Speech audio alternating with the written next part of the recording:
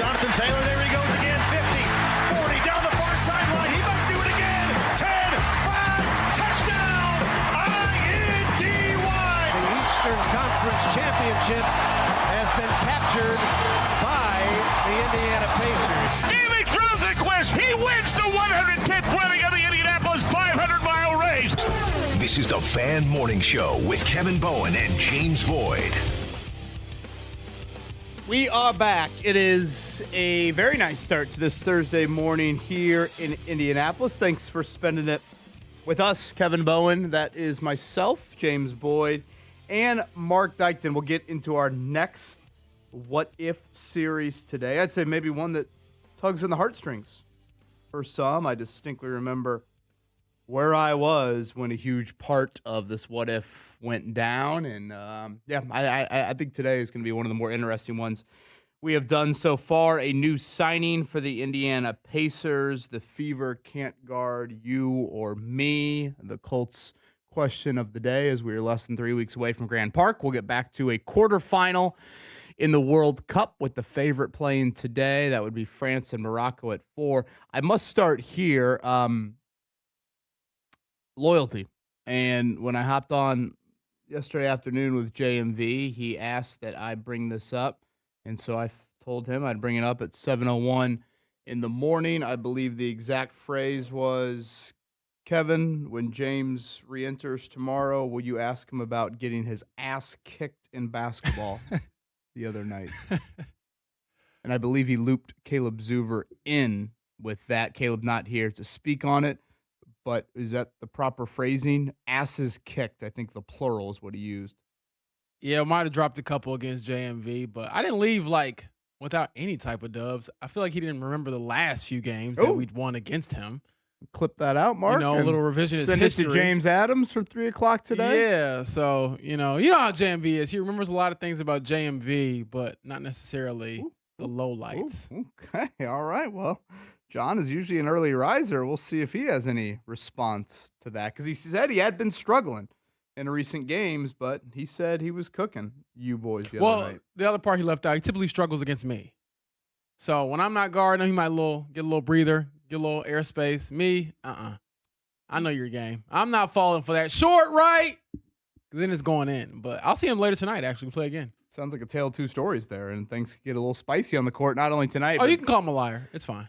Perhaps in Phoenix, there should be an edge to the Fever, frankly, after last night. Oh, my gosh. James, late first quarter, really, I thought it was a slew of turnovers, and that just kind of set the tone for the rest of the game. Fever got off to a great start. They're up 10 in that first quarter there. Caitlin Clark back in action. The rust was quite apparent from her, 4 of 12 shooting in, 15, 16 minutes of action. She didn't even get to the 20-minute plan. I think part of that was due to the Sparks really in kind of double-digit control through much of the second half, certainly much of the fourth quarter there. And defense, they continue to give up over 100. 106-92, Fever lose to the Sparks last night.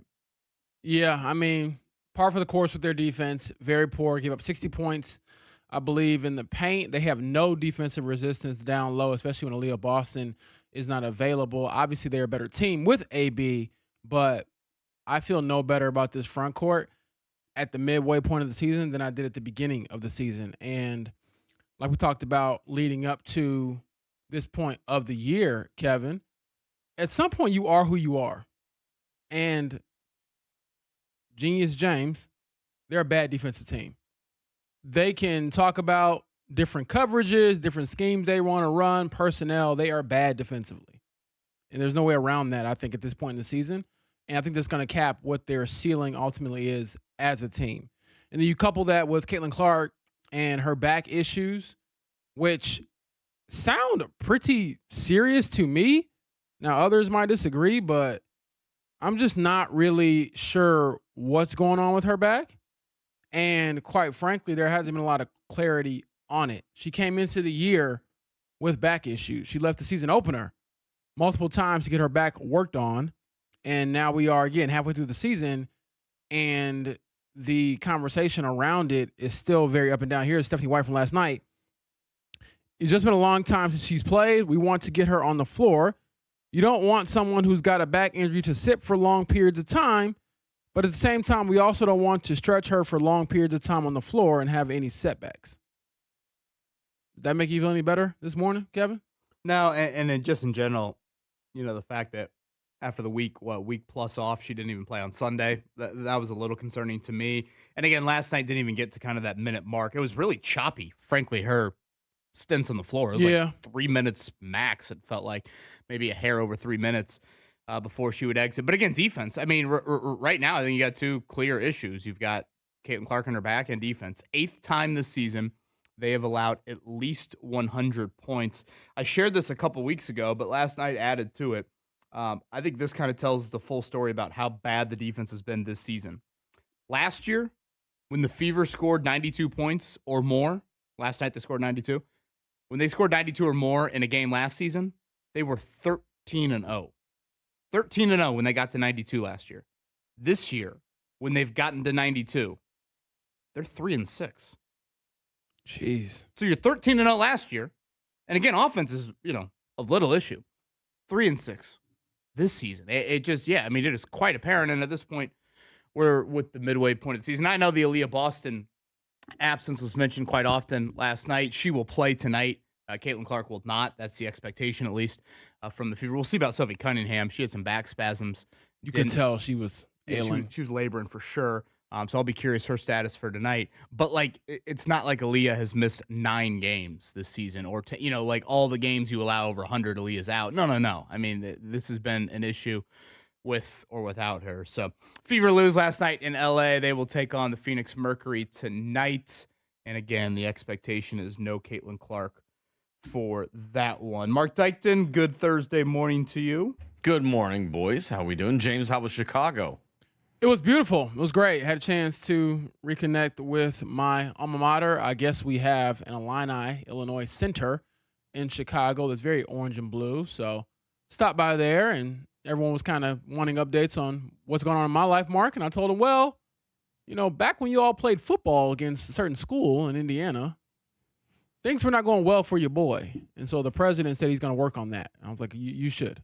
So, you should show them that, and then you should show them the side-by-side of your golf swing and that, that No. soccer situation. These were talking about, my highlights since I've left college, not the lowlights, Mark. So at the risk of making everyone, you didn't want to display that on the projector? Yeah, it didn't exactly make the That's what they flashed up there PowerPoint. when they introduced them. Yeah.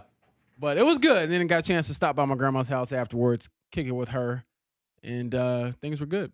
Well, welcome back again. A thank you to Ronald Norred for joining us in studio. Robot Ron, baby. Yesterday, yes, Robot Ron clip I saw made the rounds on social media. So looking forward to more chats with him coming up throughout the Butler season. And today, not only will we get into the what if, but we will have certainly an iconic voice in our market join us coming up at 8:30. That's Howard Kellman, the longtime voice of the Indianapolis Indians. Frankly, I've heard him call numerous high school sporting events in his time here. But Saturday is the 30th anniversary of Victory Field. Howard's just a walking encyclopedia when it comes to certainly the game of baseball, but also the Indians and their time here, whether it's over on 16th Street or now over at Victory Field. So he's going to join us coming up at 8:30. Speaking of iconic individuals announced yesterday by the Colts, we are less than a month away from Adam Vinatieri getting the call to the Hall. He will be in Canton, Ohio for that coming up on August 8th. And when the Colts play the Titans in October this season, Adam Vinatieri into the Colts Ring of Honor. James, I assume that is of no surprise to you.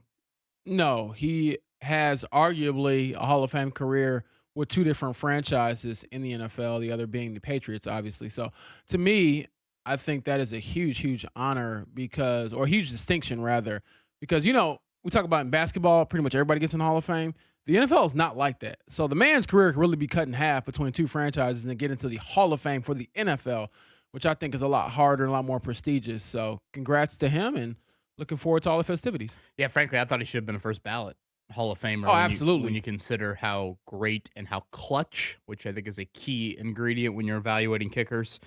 So Adam Vinatieri into the Colts Ring of Honor coming up here in October. And we should mention the Pacers made a roster move yesterday.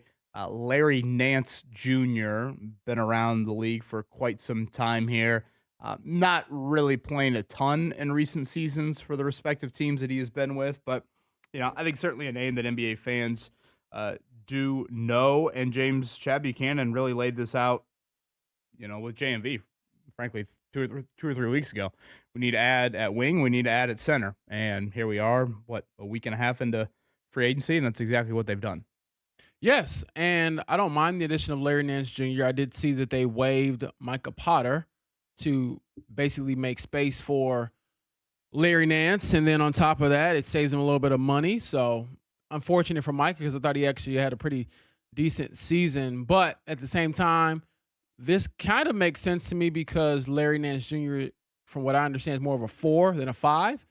And if you had tried to keep Micah Potter around, what is he competing for, the third role in that 5-man spot behind Jay Huff as the backup and then behind, obviously, the starter and Ivica Zubac. So I'm fine with it.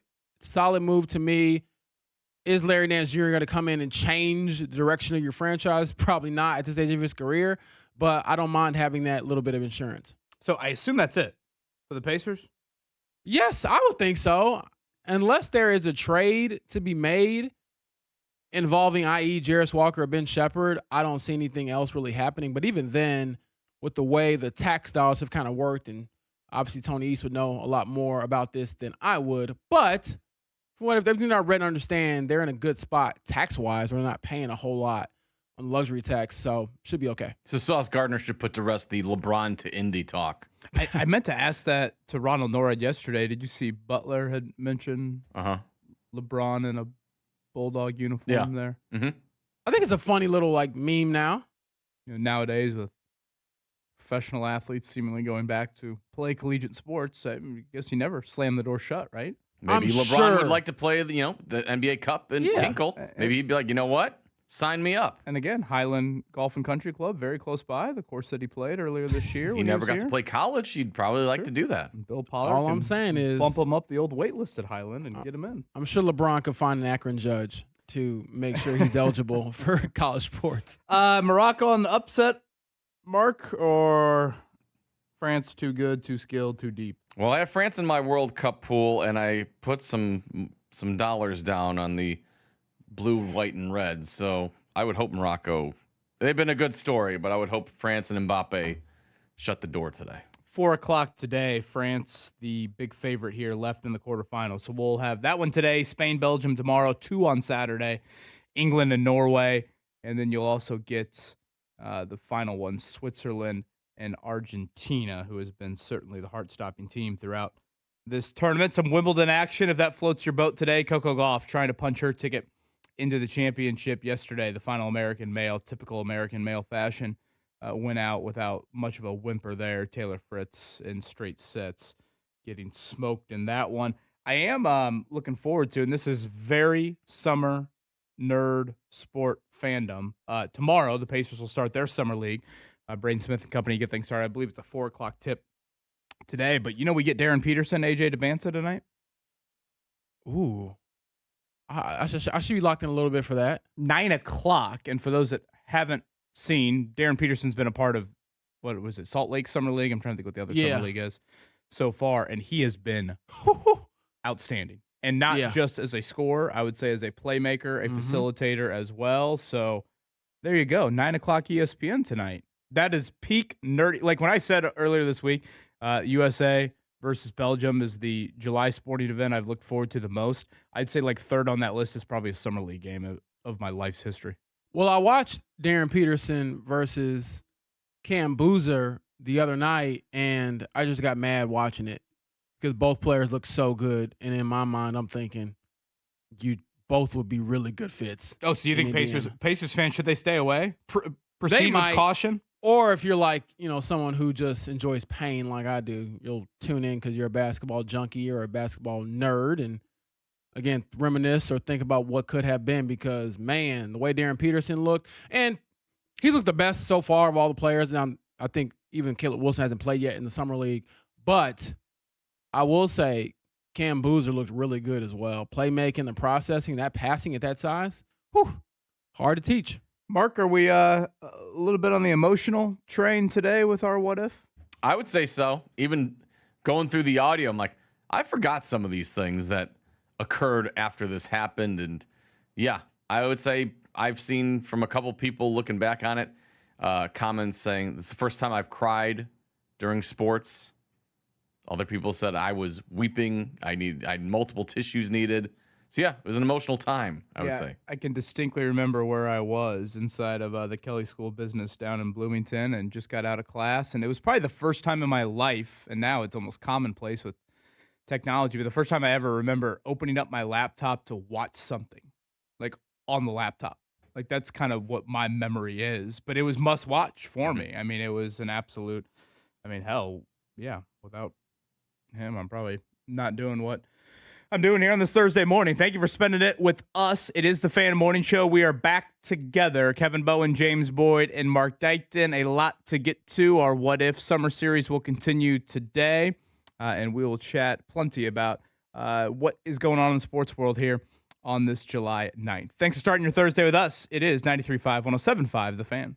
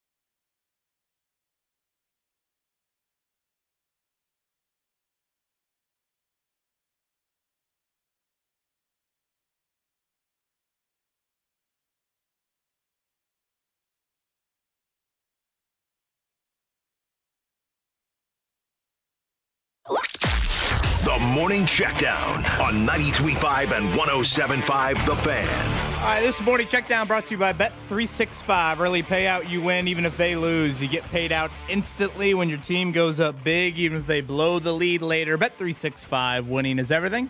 You got a gambling problem? Call 1-800-9-WITH-IT. Must be 21 or older and physically located in Indiana. James, it was a big first quarter lead. Fever was up 10 last night, and then a slew of turnovers to end the first, start the second, and from then on, it was typical, really what we're used to on the defensive end for the Fever. LA Sparks 106, Indiana Fever 92.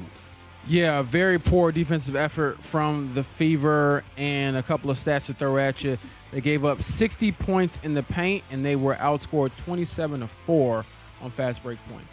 So again, another night where they give up over 100. Aaliyah Boston did not play. The expectation is she will play tonight in the back-to-back against the Phoenix Mercury. Caitlin Clark, though, will not play.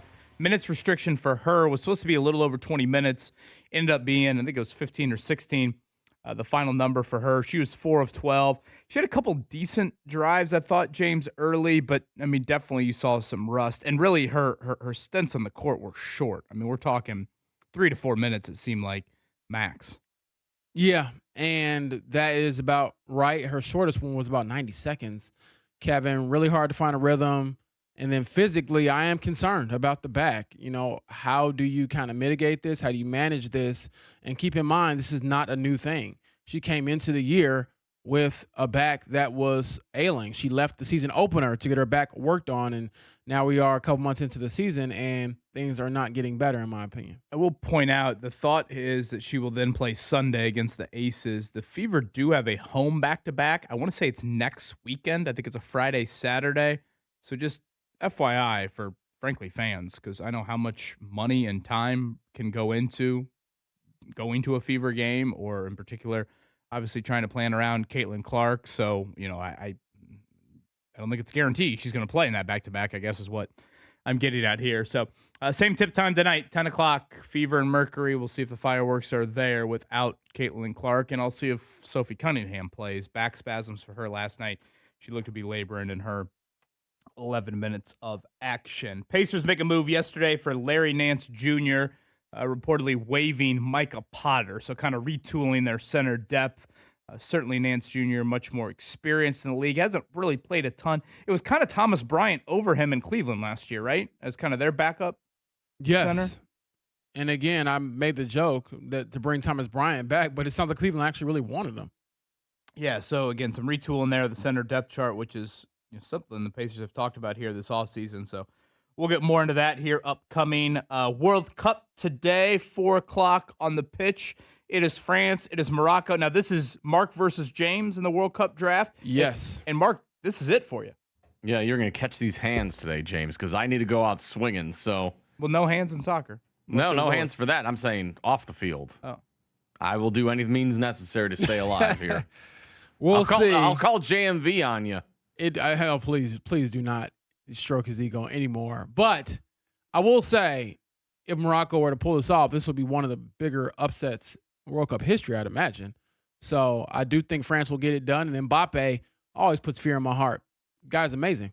Yeah, minus 400 France. I think it's plus 300 for the Moroccans. So it would definitely be an upset. I don't want to act like this is 1 versus 16 by any means here, but it would definitely be an upset if that were to occur today coming up. Currently minus 420 for France, Morocco plus 310.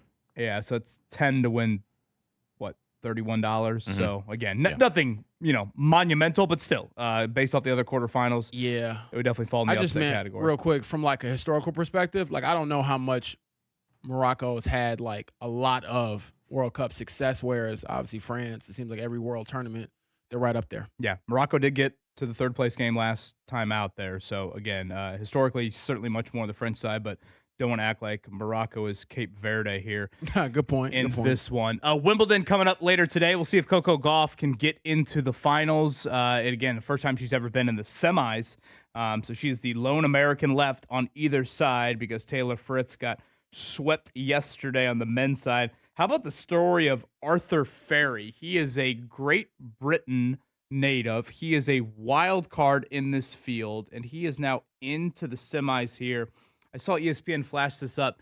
He's the third player ever ranked outside of the top 100 to make it this far in the tournament there. And, in watching Wimbledon, certainly not something Mark Dykton does, there is just an unbelievable fanfare when one of their own gets on a run here. Andy Murray, of course, being a great player here in recent years. But Arthur Ferry, a hell of a story here at Wimbledon. So that has been a fun little storyline to keep an eye on. What else we got here? Major League Baseball from yesterday. Pete Crow Armstrong yard not once but twice, Mark. Already part of the 2020 club, 20 home runs, 20 steals on the season, so potentially making an NL MVP case. Now, you know what happened yesterday in Major League Baseball? Just a cardinal sin, in my opinion. The Reds actually won a game. Well, that was good, Mark. Jared Jones, pitcher for the Pittsburgh Pirates. Mark, he's perfect through 6 innings. 77 pitches. 77 pitches through 6 innings. And what do? Give him the yank. They look at the analytics and say, you know what? We're in the modern era. You can't finish this game. And the baseball god said what to them? You lose. You're losing, and you're losing the perfect game relatively quickly. 3-0. Yeah. You lose. Again, what are we doing? Dumb. If you have a perfect game or a no-hitter, you have to stay in. 1,000. I don't care about any sort of arm and elbow and tightness and this and that and analytics. No, they all can kiss my you-know-what. Especially if you are not even close to triple digits. Like, you still have 77. Yeah. Like, I could get, if you're at like 100 already and it's 7 innings or whatever, like, you're not going the distance most likely. Pitch with your other arm. Ambidextrous. Get out there. Yeah, that seems like a quick hook to me. Darren Peterson versus AJ DeBonsa tonight, 9 o'clock. Will you be viewed into that, James Boyd, or is that degenerate Summer League Pacers probably fans will. stay away? I do want to see what AJ DeBonsa looked like. I think that he's a very chatty pick. He talks a big game, and I'm like, brother, you got to back it up. And I get it's just Summer League. A lot of guys can look better or worse depending on when the regular season rolls around. But, yeah, I want him to kind of back some stuff up. The kid has been on like a press tour since he got drafted or even before he got drafted. And I'm like, okay, like you're the number 1 pick. You're the Nike athlete. You're the guy. Show me something. We'll start to get into some local guys in the Summer League. I believe Trey Kaufman-Renn with Minnesota, Fletcher Lawyer with the Clippers, both on the floor today. I assume some of the Indiana guys, Lamar Wilkerson with the Thunder, will get on the floor here. Again, the Pacers coming up tomorrow, 4 o'clock, their first Summer League game with Braden Smith and company. And lastly, Adam Vinatieri into the Colts Ring of Honor. No surprise there as he's into the Hall of Fame here coming up in August. Next on that list, James, do you have anybody that you would throw into the Colts Ring of Honor? Well, I'm always on the Bob Sanders train. I think that's long overdue. I get that his prime wasn't that long, but again, how many defensive backs can say they won a Super Bowl and Defensive Player of the Year? Put him in there. Yeah, he would be certainly next for me. And then I do struggle after that. I mean, are you going to Andrew Luck? We're not there yet. Are you going to T.Y. Hilton? I could kind of probably get on board with that more than Andrew Luck. I think Andrew Luck, if he gets in, it needs to be when the Colts have finally found a quarterback. Also, when's the last time tonight someone's going to seek out Jazz and Wizards? I was just thinking about that. Like, when's the last time anyone was like, you know what I got to watch tonight? Jazz Wizards. Honestly, Jazz Wizards sounds like a Vegas show, just not basketball related. Yeah. Mm-hmm. You know? It's like it's at the Rhino or something. Oh yeah, Jazz and Wizards, $29.99. Kenny G and David Copperfield mashup. Free drinks you get there. I'm trying to think of the magic act Maddie and I saw in Vegas. Didn't we talk about that yesterday, Mark? The Vegas. You talk about Vegas. For You didn't talk about a Maddie and I? magic show though. Yeah, we saw what's her name? Who's the blonde comedian, super raunchy? Oh, Nikki Glazer. Yeah, we saw she's her. great. We saw her and David Spade. Oh man, she was saying stuff that I'm like, am I allowed to laugh at that? It was that raunchy. Oh yeah. It was kind of like awkward. I'm like, I don't even know these people I'm sitting with, but I'm like, are you gonna laugh? I mean, I thought about laughing, but I wasn't sure if I was allowed to. I think you KB's can worried laugh. about getting canceled. Yeah. I was nervous. We were in like the back row of this theater, and David Spade was like old school comedy. Like, he'd build up to all his jokes, and Yeah. it would take 5-10 minutes to kind of get there. Whereas Nikki Glazer just came out firing. Oh yeah. She looked like Belgium the other night against the U.S. Well, you've seen her in the roast. She takes no prisoners. Yeah, the Tom Brady roast was also, that was, oh boy. Yeah, that was one where I was like, okay, should I be laughing at some of this stuff here? All right, time to get into our summer what if. I think this one, not only on the emotional side, but I think one of the more heavily debatable, curious ones to kind of look back on. So We'll do that, much more on the Fever and their lack of defense from last night. We'll get to our Colts question of the day. And we should note as well, the Kelly Oubre signing became official yesterday, so we'll await a press conference and a media appearance for him. Fan Morning Show here on a Thursday. Thanks for spending it with us. We are tracking a warmer and muggier day for central Indiana. Partly cloudy skies with a high at 89 degrees this afternoon. Scattered showers and thunderstorms arrive overnight with a low near 70 degrees. I'm Fox 59 meteorologist Amber Hardwick for The Fan.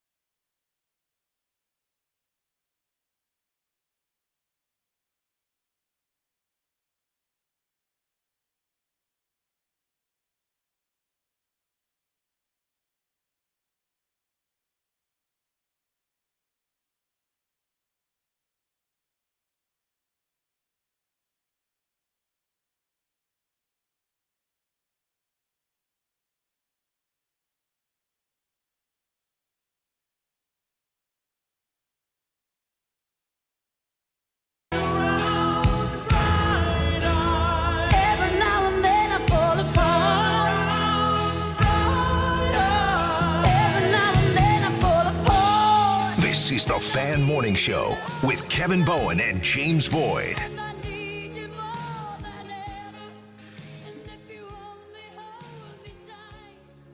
Are we speaking to anyone specifically there, Mark? I know that might be a little personal to ask. Well, Bonnie Tyler, the singer, just passed away at the age of 75 overnight. So there you go. There you go. I was a little nervous it was Ashley Dykton DePato Award. Well, that could be the case as well on days that end in Y. I will say the pep in the step when we were at the 500 when we were talking about getting the Pato's car, the pace changed. Oh, yeah. Ashley was chilling for the most part. Then we realized we were going the wrong direction. She switched on a dime. Yeah, I she snapped definitely my went into ankle mom turnaround so mode and was quickly. like, I'm going to whip this car around and get us there. Looked like Alex Palou trying to hawk down the lead. It looked like Rosenquist on lap 200, There I you guess go. is what you're saying there. We'll get to our what if next up in the Colts. Well, I guess it is going to be a Colts what if today. But in our summer series, looking forward to this one. I think it'll be, maybe it'll be a little emotional for some to look back on. Kelly Oubre, that signing becoming official yesterday. Jersey number 10. Frankly, I think that should be retired for Jeff Feisty Foster. Oubre, you are a fan of the fit, right? No issues with it? No, none at all. You had to replace some of your bench scoring after trading Benedict Mather, and I think Kelly Oubre does that. He's a proven scorer throughout his career. Not like a super duper scorer, but consistent enough, double-digit guy. I think his slashing, his cutting will pair very well with Tyrese Halliburton. And then he offers more size on the defensive end, standing at 6'8", a legit 6'8", whereas Mather is only about 6'4". And again, Larry Nance Jr., the move yesterday, kind of a swap, I guess, if you will, with him and Micah Potter. You know, the Pacers have been pretty adamant about this, James, throughout the offseason, that center depth was something they were going to look into. We should note with Nance, because, you know, I do think he's someone that NBA fans recognize. He really hasn't played a ton here in recent years. I will say when he has gotten on the floor, and this kind of I feel like happens with some older centers, he has tried to stretch the floor a little bit more there. So again, Potter was doing that. So I guess this is just purely center depth. I don't think this really moves the needle too much here. I mean, can't imagine Larry Nance Jr. factoring in unless the Ivica Zubac is in foul trouble against Joel Embiid in the playoffs or something. I would agree there. I will say, I'll add that I think when it comes to the Pacers, and I get they didn't make like the real splashy move, that's fine. I look at these splashier moves around the Eastern Conference, but I can't sit here and tell you with a straight face that Miami scares me with Giannis. To your point about Philly, yeah, a lot of that hinges on Joel Embiid's health. And then we'll see where LeBron goes as he go back to Cleveland or something like that. But even then, the balance of power in the Eastern Conference, where the power has gone has shifted, but the hierarchy has not, in my opinion. Yeah, again, we'll see about that LeBron domino. That seems to be kind of the one hanging out there as Summer League gets underway for the Pacers coming up tomorrow. Braden Smith and Company, 4 o'clock tip in Vegas. All right, Mark Dykton, cue it up. Our next in our What If Summer Series.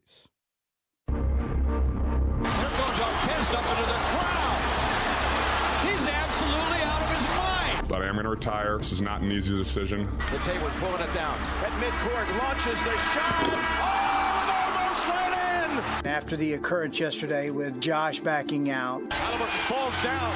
He looks hurt. The Indiana Fever select Caitlin Clark. What if I told you? I've been a Colt for almost all of my adult life.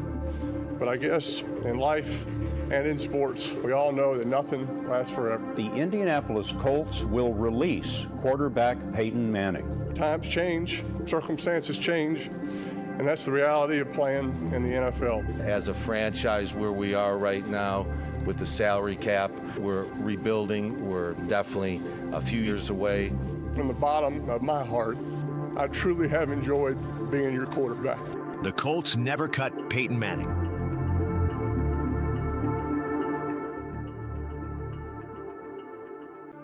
I think a lot of places you can go with this one. I would venture to guess a few more of those Peyton Manning press conference clips from 2012 would create quite the emotion for some Colts fans. And again, at the time, I think for the most part, people understood where the Colts were coming from. Andrew Luck was sitting there. The Colts had the number 1 overall pick. It was a $28 million roster bonus for Peyton Manning due. He was obviously coming off very serious neck surgery. Now, of course, he goes to Denver and really for 2 or 3 years looked outstanding.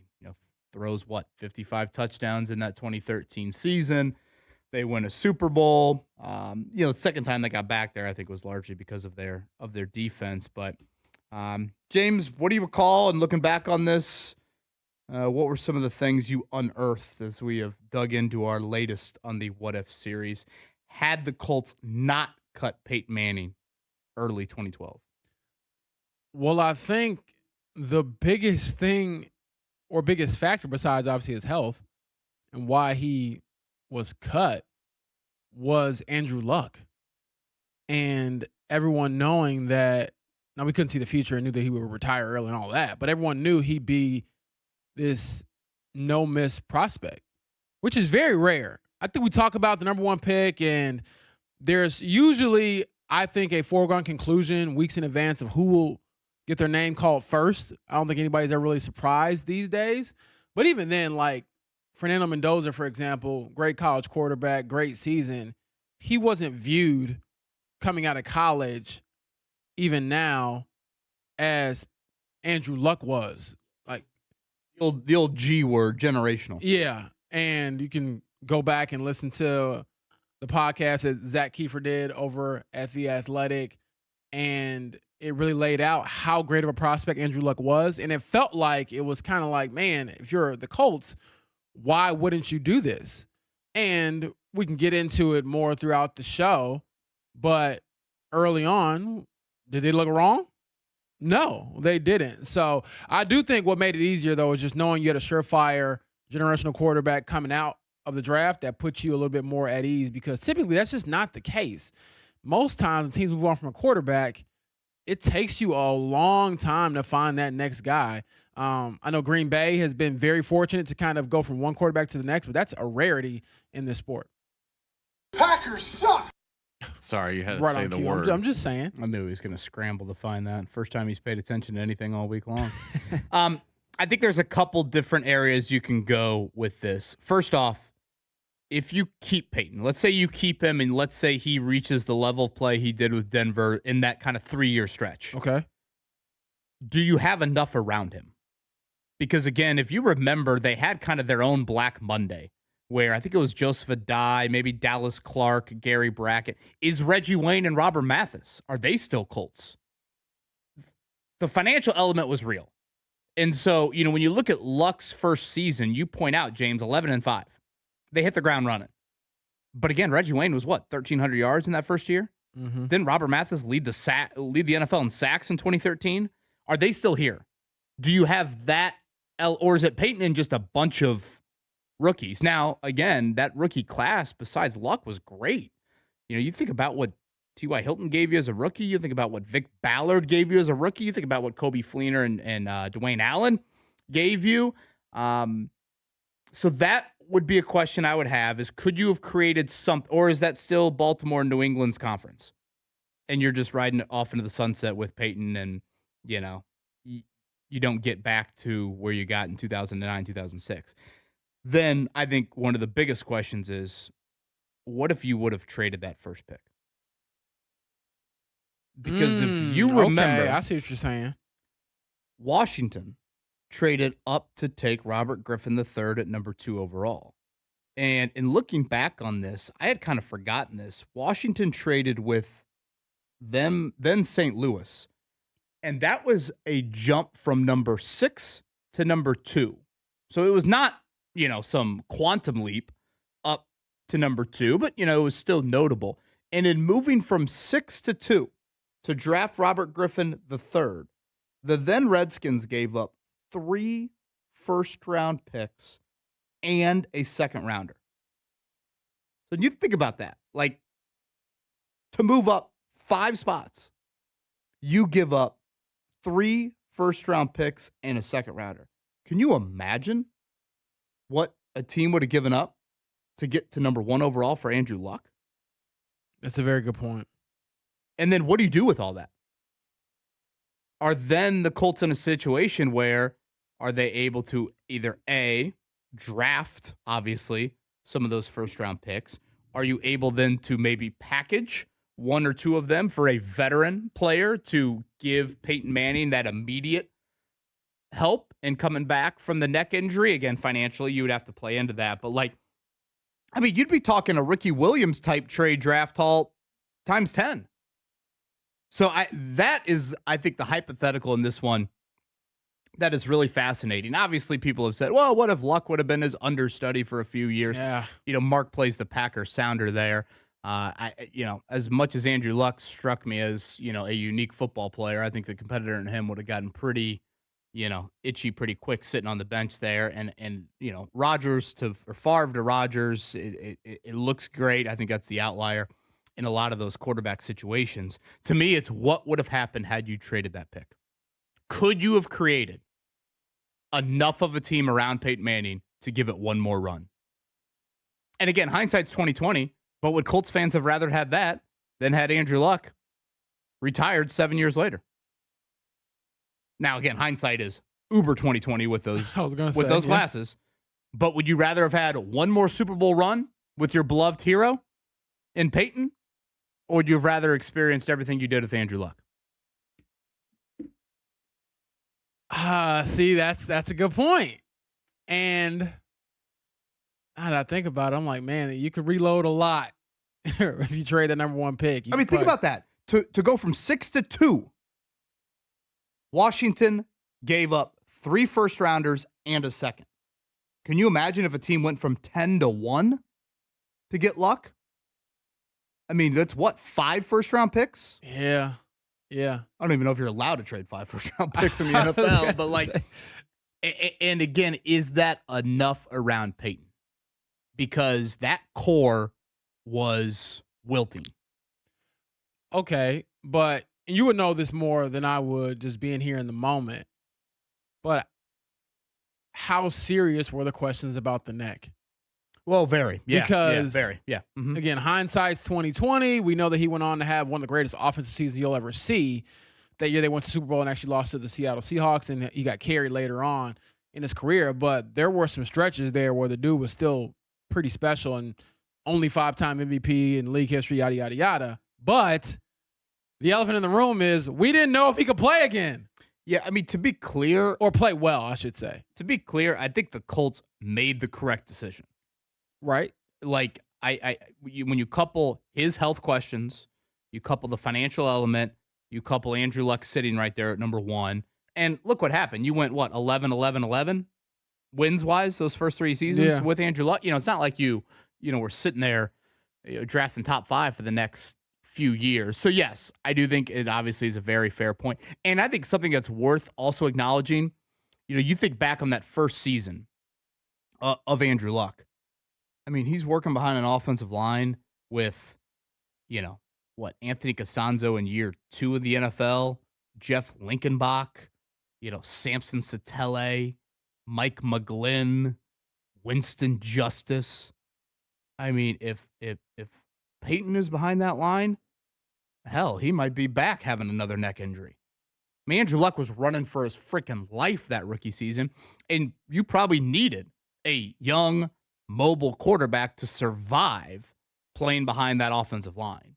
So obviously plenty of reinforcements would have been needed to go into that group if you would have changed it. And I would just say lastly too,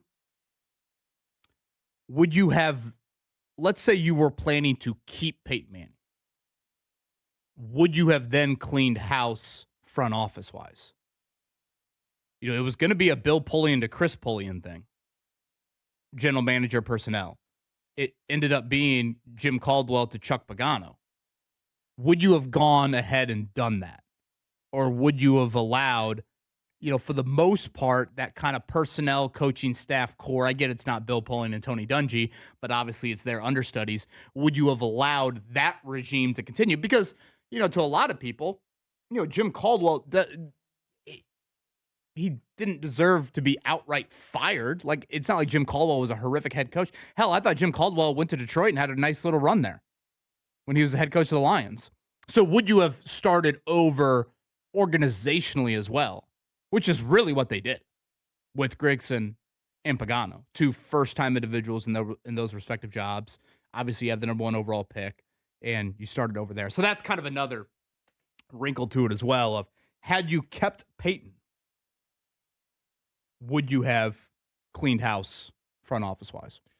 Another thing that I was thinking of, looking back on this what if, and really looking back on the moment and reading old stories is, well, I guess it's kind of more a question than a statement. Like, how much did it take for Jim Irsay to get on board? We know how much he loves his guys, his people. And that had to be a really hard decision for him to just make and own. Because, I mean, my rookie year on the beat, 2022, he hired a guy he loved just because he liked them to be the coach. So with Peyton Manning to move on from a guy who had accomplished that much in the NFL, that had to be tough. Are you seeing some of these text messages? I mean, I had a feeling, Mark, this would lead to, quite a bit of conversation, and it certainly has. Jason here, hindsight, trade number 1, draft Kirk Cousins as Peyton's backup, having him sit 3 years. Adam, hindsight, 10 out of 10, I'm going Peyton. However, the info at the time, you got to go Luck. That's I think largely, to sum it up succinctly, that's where you go. Then you have other people chiming in. Hell, the Colts beat Peyton Manning in Denver in the playoffs. Remember that? 2014. Yeah. And at that moment, you're probably thinking, move over, old man. So it is a very interesting moment in time for this city, for this franchise, because so many things had to align for this to even be a real conversation. Again, if there's no Andrew Luck at the top of the draft, no RG3 at the top of the draft, if it's a down year, quote unquote, for quarterbacks. Sure. If it's the Eric Fisher draft. Yeah. Are you making that same move? Absolutely not. Well, and Chris points this out too. And again, this speaks purely to fans and their hearts. And I think over time, we do debate this, and certainly where Peyton has decided to keep his home, it's quite evident. But, Chris says here, hindsight makes this a lot easier, but knowing how Luck turned out, I would have taken Peyton for all we could have gotten and had him retire as a Colt and not a Bronco. I think there are a lot of Colts fans out there that pisses them off. That frustrates them that Peyton is looked at, and Peyton probably personally looks at himself more in a Denver light post-football career than he does a Colt. Remember when they had Peyton announce he was going to the Hall of Fame, where was that video done? It was in Broncos Stadium. Where did his family choose to reside? Now, I think Marshall's going to go to high school, I believe, in Chattanooga. But, it's much more Denver than it is certainly Indy. Seen him at more Nuggets games than Pacers games, that's for sure. Man, Halliburton, we got to fix this. Jokic has become a mainstay at the Thanksgiving meals for the Manning household. Mm-hmm. I wouldn't want the Jokic brothers at my Thanksgiving. I'll tell you that. They might need a whole table to themselves. Peyton might be there by force because he doesn't want to upset them. So I think this is a really, really good one. I think this is one of my more because, Mark, we touched on this yesterday. And James, this isn't a one play in a game. Like when we did Purdue and Virginia, the Elite Eight, or when we did, Gordon Hayward's shot. It's just like one singular play, like jubilation versus heartbreak. This more is really one of the more big picture decisions. It might be the biggest big picture decision personnel wise any franchise has had, certainly speaking to Indiana franchise, but I would say kind of NFL wide. That was a huge deal. And the fact that Peyton went on to win a Super Bowl, I think adds to it. And the fact that Andrew Luck went on to have instant success, and then it all came to a screeching halt in shocking fashion, also adds to it. Well, wait, going through the audio and stuff yesterday, Ashley was listening into it. She's like, wait, this is 2011. She's like, weren't the Colts just in the Super Bowl 2 years earlier? I'm like, yeah, they were. And and it fell off a cliff that quickly. I'm like, well, the Peyton Manning neck injury was real. They honestly didn't know if his career was going to continue, and they had such a bad year that they ended up with this generational draft pick in their hands. And I'm like, yeah, if they would have won a few more games and maybe not had the chance at Andrew Luck, would they have run it back? Yeah, and if they would have won 3 more games, could they have done? Would they have said, you know what, we got like the 6th pick, we're just going to run it back with Peyton and test our luck? And I remember that 2011 end of the season, it was like Maurice Jones-Drew picked up a huge 3rd and 1, like in week 17, that it secured that spot for the Colts. So much more on this throughout the show. I think we're going to try to alarm clock Mike Chappell at 9 o'clock to talk more about this. So looking forward to that chat. 317-239-1070 on the text line if you'd like to join us in that conversation over there. We'll get in the mind of Mark Dykton. What do we make of the new acquisition for the Indiana Pacers and the Indiana Fever Olay defense on full display last night? Much more. 8 o'clock hour, Fan Morning Show.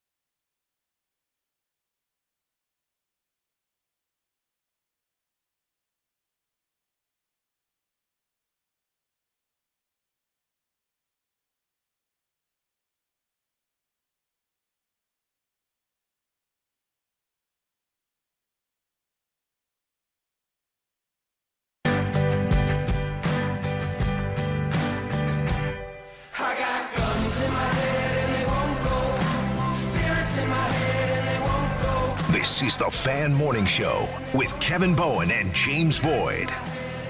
Well, I had a feeling this what if would drum up quite a lot of convo, and it certainly has. So we'll get back into it here in a few minutes. Coming up 8:30, one of the more iconic voices in this sports market, Howard Kellman, over 50 years calling Indians baseball, 30th anniversary of Victory Field coming up Saturday night. We'll reminisce down memory lane with him. Hoop talk from last night, James. Caitlin Clark did make a return. I thought a lot of rust, frankly, 4 of 12 from the floor, about 15, 16 minutes of action. Really, her stints were very short, 3-4 minute stints, even shorter than that at times. But defense continues to be the issue for the Fever. And for the 8th time this season, they give up over 100, lose by 14 to the, I would say, the depleted Sparks as well. Yeah. The Fever are just not a good defensive team. I don't think they will be a good or even average defensive team at this point in the season. And it's going to hold them back. I know we talk a lot about the injury bug when it comes to Caitlin Clark, who's missed 3 games this season due to her back. Will probably miss the 4th tonight. And then not having Aaliyah Boston last night as well, that contributed to the loss. But I just can't really look at any scenario and feel good about their defense. When they've been fully healthy, it's still been bad. When they're down a player, it's been bad. When they rotate things, it's been bad. When they talk about it to us, oh, we're going to change things, we're going to do some different defensive schemes, lineup changes, whatever, it's all bad. And particularly when it comes to their front line, their bigs on the backside, I expected more from Maisha Hines-Allen and Mo Billings throughout this point in the season. And quite frankly, the only big that they can really rely on and be consistent with is Aaliyah Boston, in my opinion. So, yeah, the Fever are what their record kind of says they are. They're a middling team. It's an amazing stat that I saw. I think it was Tony East had it last night, James. That's now the 8th time this season they've allowed over 100, which they're one of only 3 WNBA teams ever to allow over 100 8 times in a season. And to further add context to that, James, we're at game, 21? We're going to play how many? 40-something? Like, we're not even to the midway point of the season, and they're already one of 3 teams in league. I mean, it is a historically horrific defensive team. And there's no bones. And I hear the Aaliyah Boston didn't play last night. Okay, fine. That's what, her second missed game of the season? Yeah. It's not like Aaliyah's been out for the other, all these other 100-point games. Kelsey Plum didn't play for the LA Sparks, by the way, yesterday, and they still put up 100. Exactly. So, and she's one of the best scorers in the WNBA. Yeah. So, what are we talking about? Yeah, and trade deadline, comes up here in a month. Like, can you do anything there? Yeah, can you retool some of that front court? You mentioned Maisha Hines-Allen and Mo Billings, James. There are a lot of questions. Caitlin Clark sounds like will not play tonight. Mercury and Fever, part of the back-to-back management here. Sounds like Aaliyah Boston will play. So, kind of a thought that I brought up yesterday on the show. Do you stagger your stars on these back-to-backs? That is indeed the plan for the Fever here coming up. So the tip time will be the same, 10 o'clock tonight. We'll see if any extracurriculars take place. Caitlin Clark on the bench. And we'll see about Sophie Cunningham. Back spasms and warm-ups. Is that what it was last night, James? Because she did not enter the game. Typically, she's pretty much the first person off the bench. Mm-hmm. She didn't enter the game till late in the first quarter. Yeah, you could tell she was laboring a little bit, looked very stiff out there in certain stretches. So we'll see about her availability later today. Probably will be smart, honestly, to try to sit her and get her some rest if it's still bothering her like it looked like it was yesterday. Pacers retooling their center depth yesterday. Larry Nance Jr., been in the league for over a decade. Him and Micah Potter swapping spots on the center depth chart here. So definitely something Chad Buchanan had mentioned that they would do. Nance hasn't played really a ton here recently in the NBA, but center depth, seemingly you always have to rely on a couple of them with foul trouble rising over the course of a season. So the Pacers do a little bit of that. Again, summer league action for them coming up tomorrow, 4 o'clock out there in Vegas. Our what if on this Thursday morning has drawn quite a bit of conversation. Mark Dykton, I believe you've got another on the re-entry. The Dolphins are all in, and as you can tell, the hysteria in South Florida should be a pretty good hint. I heard the Dolphins need a quarterback and Peyton is available. Peyton Manning has a mile-high meeting with John Elway. And hot new video proof that Peyton Manning is indeed in Arizona. The Tennessee Titans are in the Manning sweepstakes. Manning actually worked out with the 49ers on Tuesday with Niners coach Jim Harbaugh. The wait is over. Peyton Manning has made a decision. He will continue his career this upcoming season with the Denver Broncos. You guys got to send the Earth a fruit basket because they sent you John Elway, and now through their ignorance, they're sending you Peyton Manning.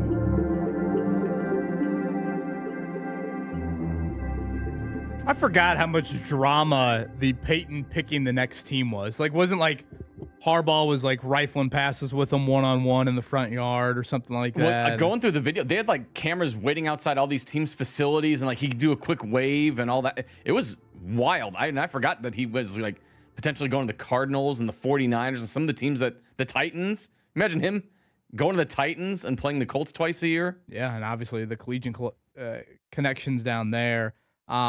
Again, what if the Colts had kept Peyton Manning? We discussed a lot in the previous segment.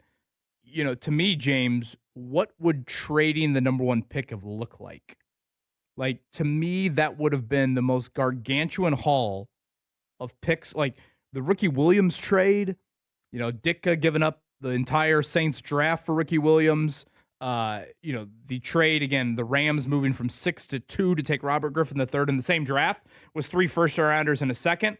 I mean, you would have had, you know, obviously more than that to get Luck. There is a part of me, and again, this is a bit of a different tentacle off of this, but let's say you had still drafted Andrew Luck. Like you said to yourself, hey, we're going to pass the torch one day from Manning to Luck. What if Andrew Luck doesn't get the hell beat out of him? 2012, 2013, 2014. Played every game those first 3 seasons. Every single game. Right? I think the most sacks in rookie history, if I'm not mistaken, he took in that 2012 season. Is he in better physical health? Does he love the game of football to the level where he's not going through rehab wear and tear? And is he still playing football today? It's definitely a question that's worth asking. Hard to give a real answer to because on top of Andrew Luck being beat up, he also was a guy who had other interests. And Andrew Luck wasn't somebody you were going to worry about finding another path when he walked away from football, even though he was all in, at least in my opinion, when he was on the gridiron. So a little difficult to say, a little nuanced to say how that would have unfolded. But with Peyton, just to go back to what Mark was saying and how people were courting him and the hoopla and the fanfare, just looking at his resume before he left Indianapolis, his resume was insane. Almost 50,000 passing yards, almost 400, 500 touchdowns, whatever it was, 4 MVPs, Super Bowl MVP. I mean, what hadn't he accomplished in the sport? And we've seen it even today with how desperate teams are for quarterbacks. Kevin, wouldn't you want to take a flyer on Peyton Manning if you were in that scenario all those years back? Because we're sitting here today talking about the Colts' current quarterback, and they gave him $50 million guaranteed, and he's coming off a torn Achilles. Well, Denver had so much around him in place. You know, they had so much just young, stable, defensive stars. You know, they had such a – that would have been the question, I think, here is, you know, again, I brought up that offensive line that Andrew Luck played behind, Jeff Linkenbach, Winston Justice, Mike McGlynn. How are they going to protect Peyton Manning? Exactly. You know, so – that, I think, would have been the big question. You know, again, are Reggie Wayne and Robert Mathis still here? You did have, you know, you said bye to Gary Bragg. You said bye to Dallas Clark. You said bye to Joseph Adai. And again, some of these guys were probably aging. And Reggie was a free agent. Right. Reggie flirted with the New England Patriots. Yeah. So, you know, Dwight Freeney was 1 year here and then done? Or not done. I mean, moved on to other teams. Yeah. So, you know, those guys, would they have still been here? And then this gets back into, James. I do have a quick question. Yeah. So when did Denver start emerging as the front runner, or did you guys not really know until he picked it? because for everything that I remember, and again, I was younger, like Miami seemed like the early favorite from what I remember. I could be misremembering this. Correct me if I'm wrong, listeners. But when did that become realistic? Mark, I know you went through a lot of the old audio, so feel free to chime in because I think you had some recent history. So from what I recall, and Mark, I'll let you go after this here, a big part of the Peyton rehab was done with David Cutcliffe, his college offense coordinator, the head coach at Duke at the time. It was a lot of kind of just secret missions, on Duke's campus of him throwing. And, I think at the time, Bob Kravitz had even said, Peyton couldn't throw the ball 10 yards, when they made this decision. So a lot of it was obviously the rehab. I think people naturally made a little bit of the 49er Harbaugh connection. And then also, I do feel like Tennessee, Mark, was a legit thing there, given the college connections. The interesting thing about Peyton in his NFL career, it's not like a lot of his coaches had gone elsewhere. That staff was just a continuity-ridden staff. It's not like they had, sometimes you just make these connections of, oh, boom, this coach goes there, that coach goes there, boom, player then ends up going, Phillip Rivers joins Shane Steichen with the Colts. Okay, why? Oh, they have history together. So, Mark, anything that you discovered? So I think the Dolphins themselves thought they were in the running for Peyton Manning a lot more than Peyton Manning thought the Dolphins are in the running. Like I remember, and especially going through some of the audio, it seemed like they thought they were the front runners, and Peyton Manning almost kind of did a courtesy. Like, I'll listen to you guys, but I don't think I'm coming here and whatnot. Joe Philbin, I think, picked him up at the airport was the video I saw, who was the coach at the time. But did you say LeBron was involved? Yeah, that was one of the clips. Was LeBron post Miami Heat game? He said, "I heard Peyton's available. Let's get him in Miami."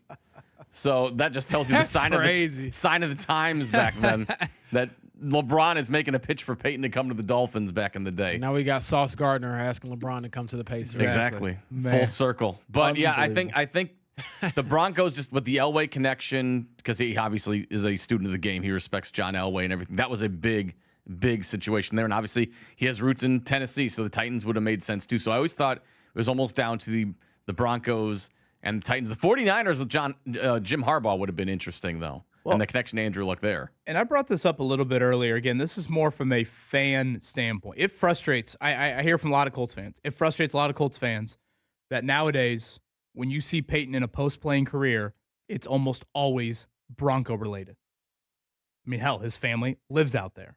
Again, the Hall of Fame video that you saw, it was filmed where? In Bronco Stadium, like in Mile High. Like, so much of it is Denver related. And, I mentioned here, like, oh, boom, if he would have retired a Colt, do we have whatever, Marshall Manning suiting up for Westfield High coming up this season? Like, are we there? And Greg pointed this out earlier, and another thing that a lot of Colts fans bring up, but let's say Peyton stays here.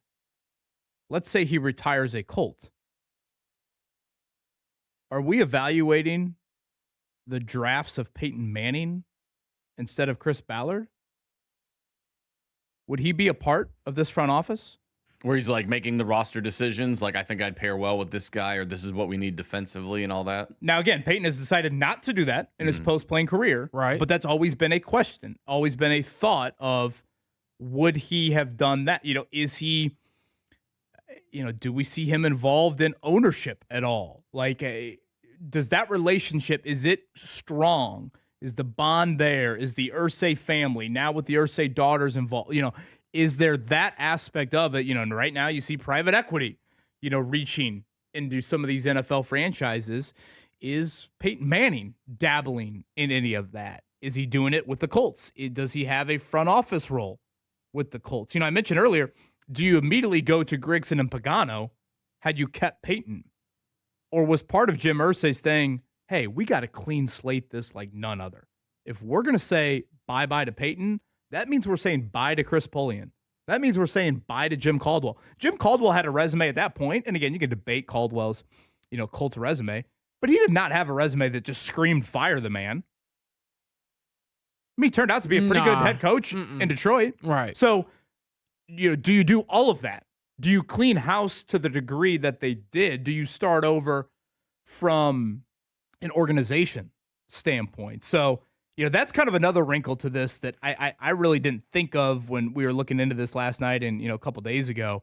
But the whole, how much is Peyton involved? Like, not just living here, not just playing at Cricket Stick every day. How much of would he actually be a part of your franchise, like as a personnel man, potentially as a part owner? Would that be something we're seeing? And it's stupid, but like, there's always the thing that the Colts fans bring up, like, well, he's never done a Manning cast Colts game. Granted, there hasn't been many to choose from, but when they are on the schedule, conveniently, they're not doing a Manning cast that week when the Colts have games. You're not wrong with that. There's something there a little bit, I think. And Peyton does not make decisions half-heartedly. So. Right, and Eli's done plenty of Giants games, and he razzes him about that. They've never done a Colts game. Mike Chappell going to join us coming up at 9. We'll throw a couple of these off of him with that. So 317-239-1070 on the text line. Our latest on the What If series. It was, I would say, a rather busy day in the sports world for July 8th, I guess. Let's go ahead and check it down. The Morning Checkdown on 93.5 and 107.5 The Fan. All right, with Bet365, early payout, you win. Even if they lose, you get paid out instantly when your team goes up big, even if they blow the lead later. Bet365, winning is everything. Got a gambling problem? Call 1-800-9-WITH-IT. Must be 21 or older or physically located in Indiana. UGLY. That's how I would describe the Indiana Fever's defensive effort last night, James. Really started late first quarter for me. Fever build a 10-point lead. They're off to a really nice start. Kelsey Mitchell's going. Caitlin Clark, couple nice drives. And then turnovers. Next thing you know, they're down nearly double figures at halftime. And really the Sparks, I thought, were pretty much in control the entire second half. Yeah, I think that is a spot-on analysis, Kevin, and the defensive woes continue for this Fever team. I get that. Caitlin Clark, her health will remain a big topic throughout the season, and it should. I am concerned about her back. But overall, the talent level of this team, particularly when it comes to defense, makes me think their ceiling is a lot lower than they probably hoped it would be coming into the season. This is not a championship contending team to me, quite frankly. I will add one more defensive stat. I threw this out in the opening segment of the show, but if you look at last season, and again, the Fever, offensively, they are very gifted. There's no debating that. Last year, when they scored 92 points or more, they were a perfect 13-0. 13-0 when they got to 92 last year. When they've scored 92 this year or more, including last night, they're 3-6. Just a wild stat. 13-0 last year, 3-6 this year when they've reached 92 points. No Caitlin Clark is the thought tonight. We await an official injury report. Sounds like Aaliyah Boston will give it a go after sitting out last night. And we'll see about Sophie Cunningham. Some back spasms for her. She definitely looked like she was laboring a bit when she was in the game last night. They are a slight favorite over the Phoenix Mercury. And, of course, that was quite the firework-filled game a few weeks ago when these two teams met. So that's 10 o'clock tonight. You can hear our pregame coverage at 9:30. 4 o'clock on the pitch today. France, Morocco. Where are we? Are we Foxborough? I have no idea where this game's even being played. You know, Mark? It is, I will tell you right now, it is in Foxborough, yeah. So that'll be 4 o'clock today. We've got 3 o'clock tomorrow, Spain and Belgium. And then Saturday, you've got Norway and England, 5 o'clock. That's probably the one most people are circling, right? Oh, yeah, 100%. I know I am. That is cream of the crop right there. Holland against Harry Kane in England. Yes, please. And then Argentina, Switzerland. That's 9 o'clock on Saturday. I like that. Yeah, I like a little Messi going to bed Saturday night for me. Because Argentina, they just they're like watching the Chiefs, man. They're the cardiac team. Yeah. It's like, they're never. Oh, wait, 3rd and 7. Mahomes just drew a pass interference penalty. Oh, boy. Oh, wait, the Egypt goal's been disallowed. Here comes Messi. Messi misses a PK. No big deal. Now, how is the voice recovered from our announcer? Oh, I don't know. That guy was going berserk the other day. James, did you hear the Spanish call of the Messi goal? I did, and it was incredible. Honestly, I probably had the same reaction. I just could not believe that he had the opportunity to redeem himself like that. I get it's Messi. I get that he's a legend. He's done all the things in football, as they say. But, man, what a response. And then just from your overall team, are you kidding me? No pudo Julián Messi.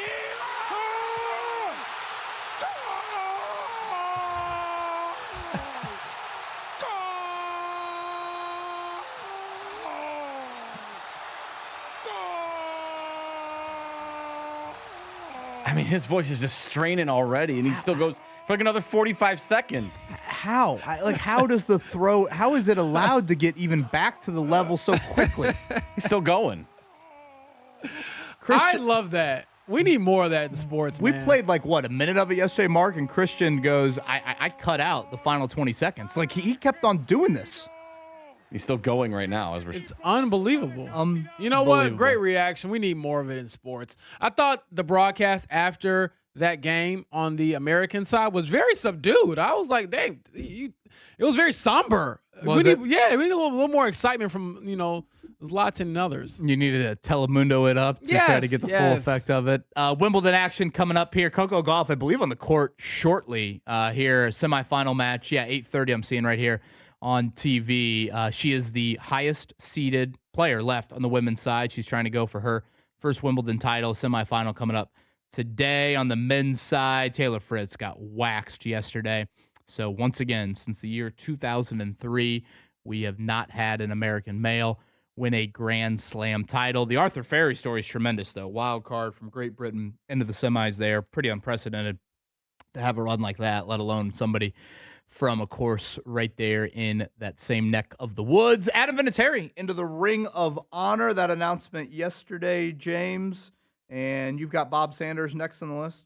Yes, I would have had him first on my personal list because I think that he's been long overdue. But yeah, Adam Vinatieri, no-brainer, and I think Bob Sanders should be a no-brainer when it comes to the Ring of Honor as well.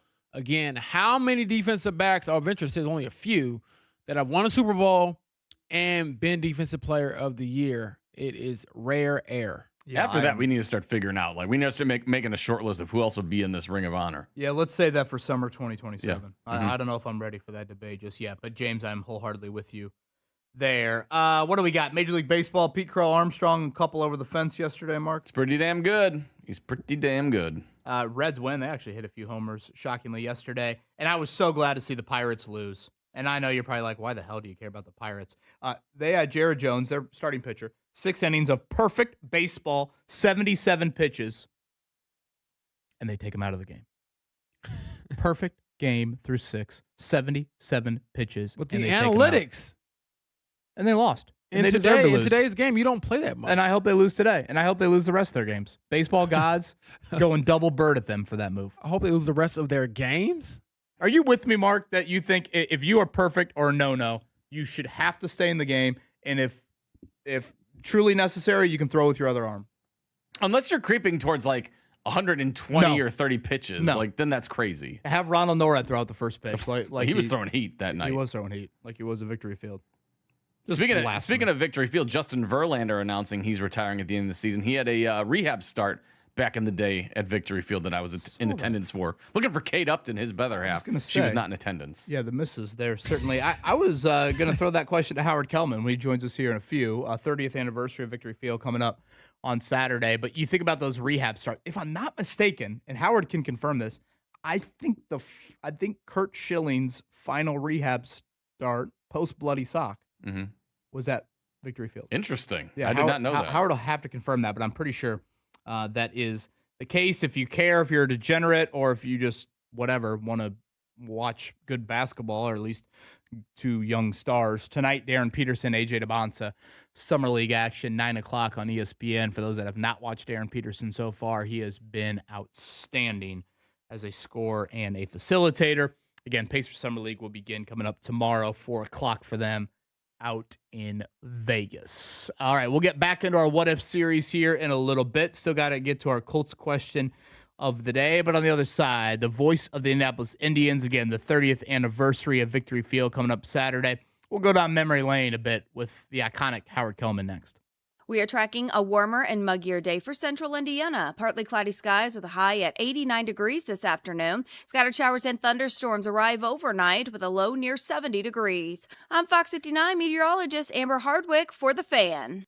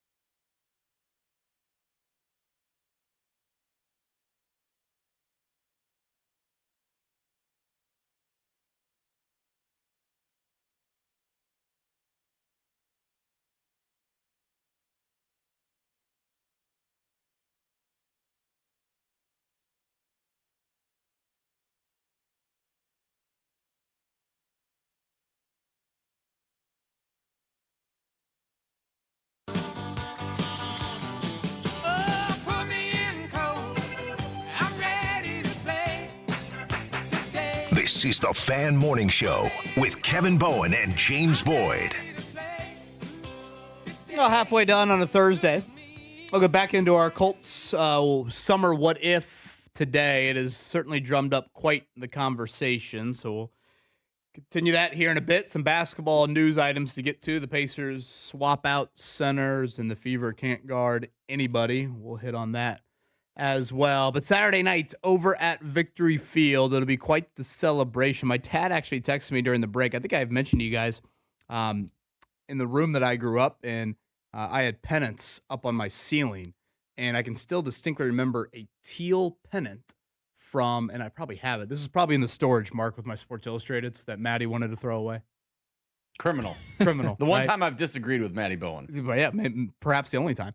And I still have the teal pennant from the first ever game at Victory Field.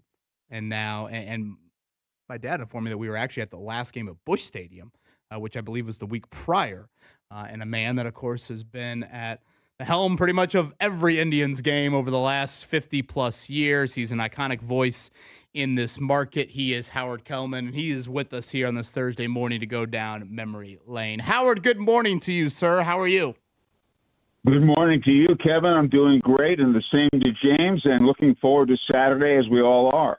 What do you recall about 1996, July 11th, and perhaps maybe the final game at Busch and what was that first game downtown at Victory Field?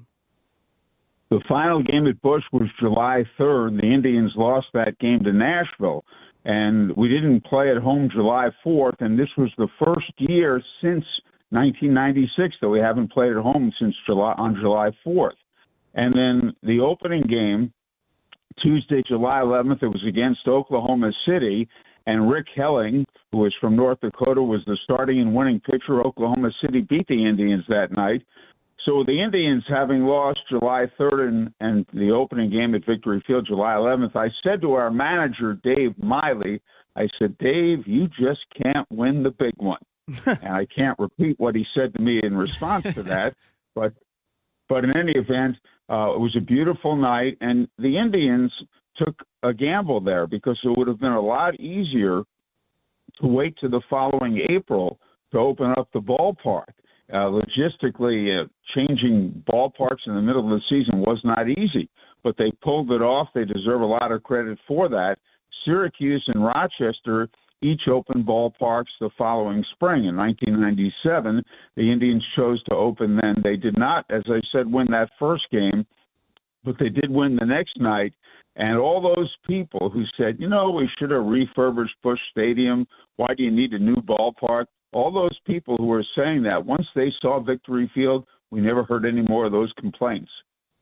Again, that is the voice of Howard Kellman, play-by-play announcer and broadcaster for the Indianapolis Indians.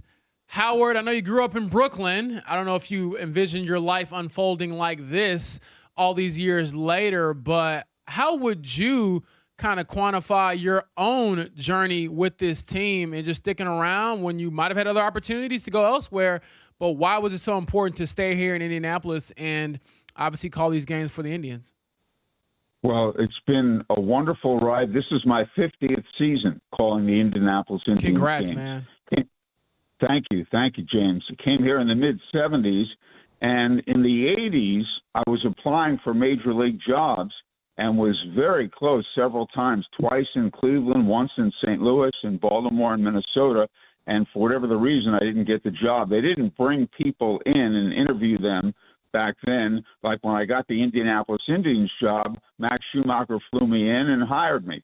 They made up their mind beforehand whom they were going to hire, and when it got down to the final 2 or 3 for these major league jobs, I was right there, but I didn't get them. Then in 1990, I started announcing the high school football and basketball game of the week on TV 40. And so I said, wait a minute now, I'm announcing baseball, basketball, and football. This is a wonderful situation. Why should I leave? I also was hosting a TV show about baseball. So I stopped applying. It is neat that I filled in on the Mets broadcast and the Yankee broadcast, and I'm the only person ever to do radio play-by-play for both the New York Mets and New York Yankees. So that's still a lot of fun.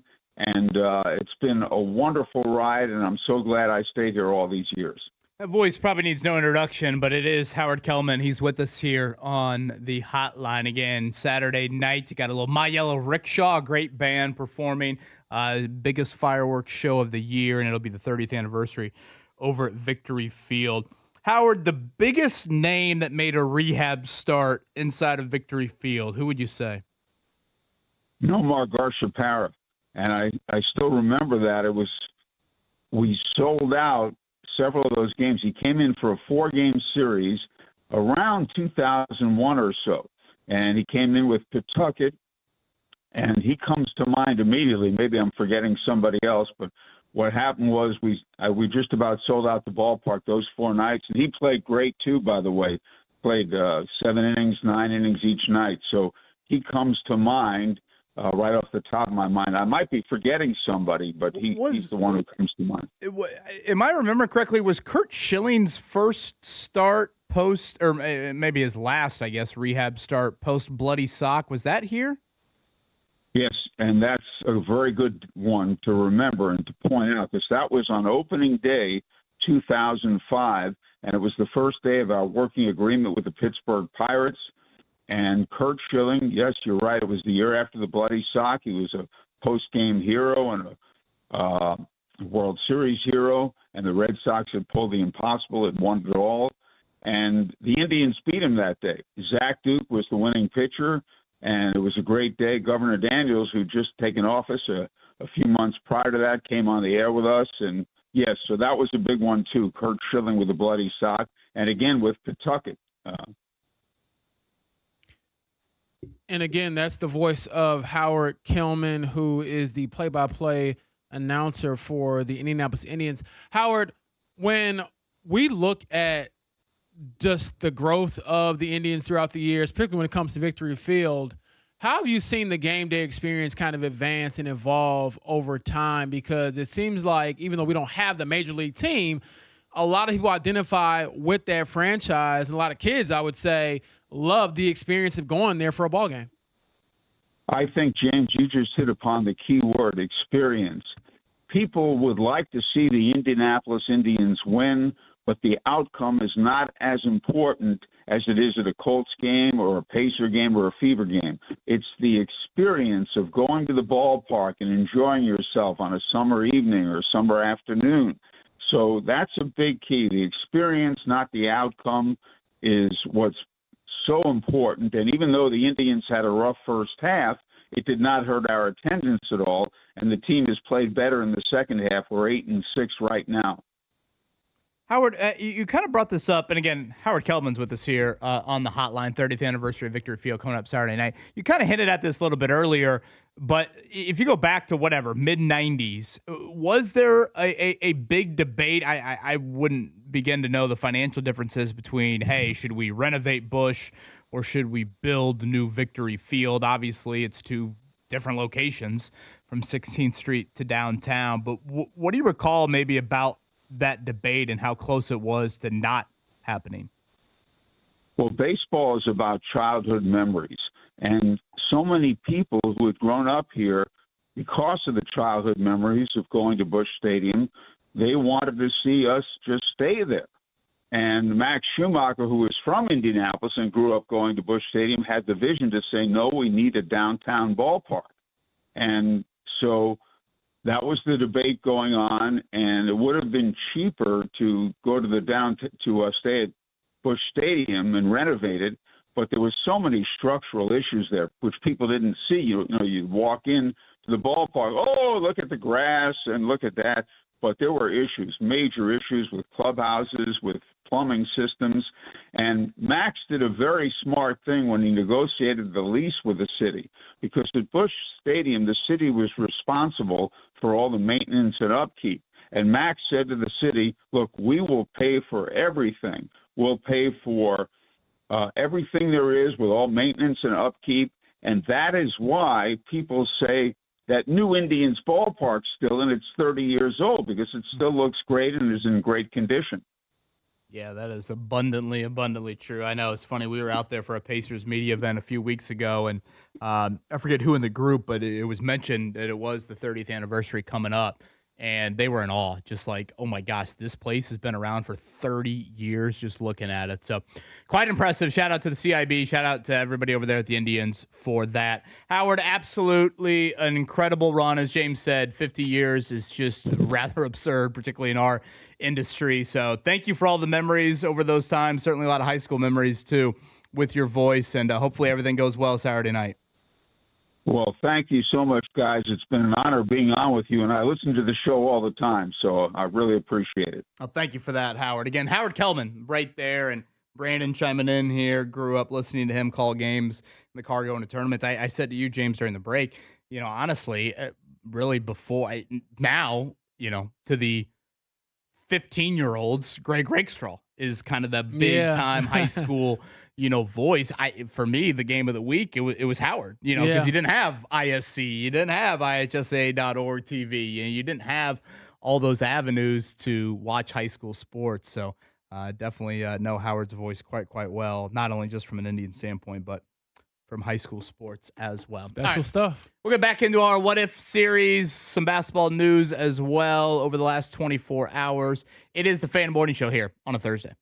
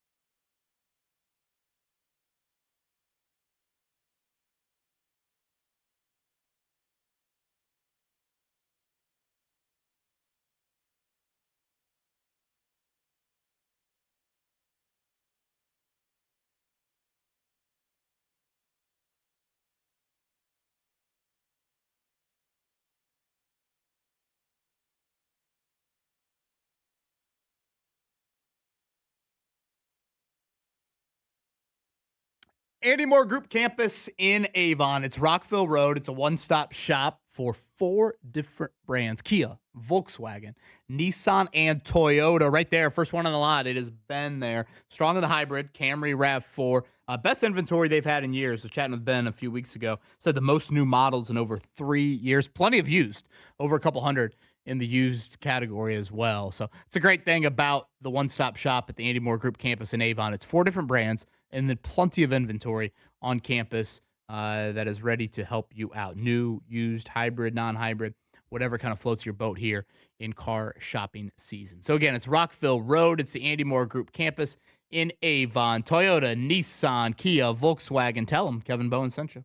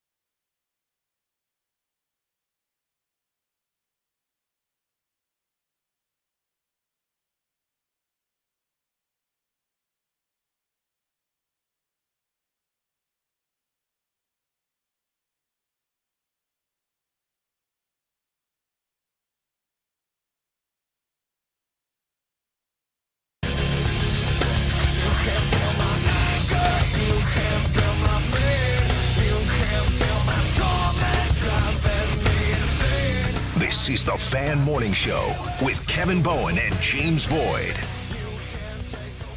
Our summer What If series will continue here in about 10. Mike Chappell joined us. What if the Colts had kept Peyton Manning? And in 2012, we've got into several different angles to this one. And so looking forward to chatting with Chap a little bit more about that. Speaking of kind of localized football-ish stories here, I want to confirm this with Greg Rakestraw when he joins us tomorrow, James, but have you ever been to the Monon Bell game, DePaul Wabash? I have not, but from what I understand, and shout out to my boy Dominic Miranda, who I believe went to DePaul and understands that history a lot more than I do. I think he actually played football there as well. This has to be one of the oldest football traditions in the state. Oh, period. easily. Yeah, I would say country, to be honest. Okay. I mean, hell, College Game Day, they I don't know if they still do, but they would pick the game each year. You know, it'd be one of those games. And oh, that's awesome. Mid-November they would pick. But this year I think is going to be unique because DePaul is building a new stadium or maybe renovating their old one. I don't know 100% what's going on. But they're going to have to play, it sounds like, at a neutral site. And someone was telling me it might be Ball State, which I'm kind of like, wait, what? I mean, yeah, that seems a little weird. That's a long distance geographically. Yeah, that's not making. I mean, can we not get a little Butler Bowl action or UIndy, or would it be blasphemy to ask Wabash to host it for 2 years in a row? I don't love that, quite honestly. Hearing that DePaul's had the upper hand here. I think it's like 4 or 5 in a row that they've had there. So I want to confirm with Rake because Rake's been on the call for the Monon Bell here a lot recently. But boy, I'm thinking, if you're an Indy alum driving up to Muncie, I don't know if it's the same sort of feel for it, but nonetheless, I guess you got to do with what you have here. We'll chat again with Mike Chappell coming up here in about 10 minutes. Someone brought this up in the What If. Hopefully Chappie's awake. Oh, Mark will definitely be waking him up. Yeah, 100%. He only gave me just the thumbs up when I texted him, Mark, yesterday. So the cause for concern? Or? And I guarantee you the first thing he's going to say to me when I see him at Grand Park here, 2 weeks from Tuesday, the first thing he's going to say to me is, I can't believe you woke me up a few weeks ago. Yeah. First thing he's going to say. Yeah. Well, just bring him a beverage or something like that. It's tide him over. I will say this. Good spirits. I love this about Chapman. I'm in a group chat with him and a few other reporters.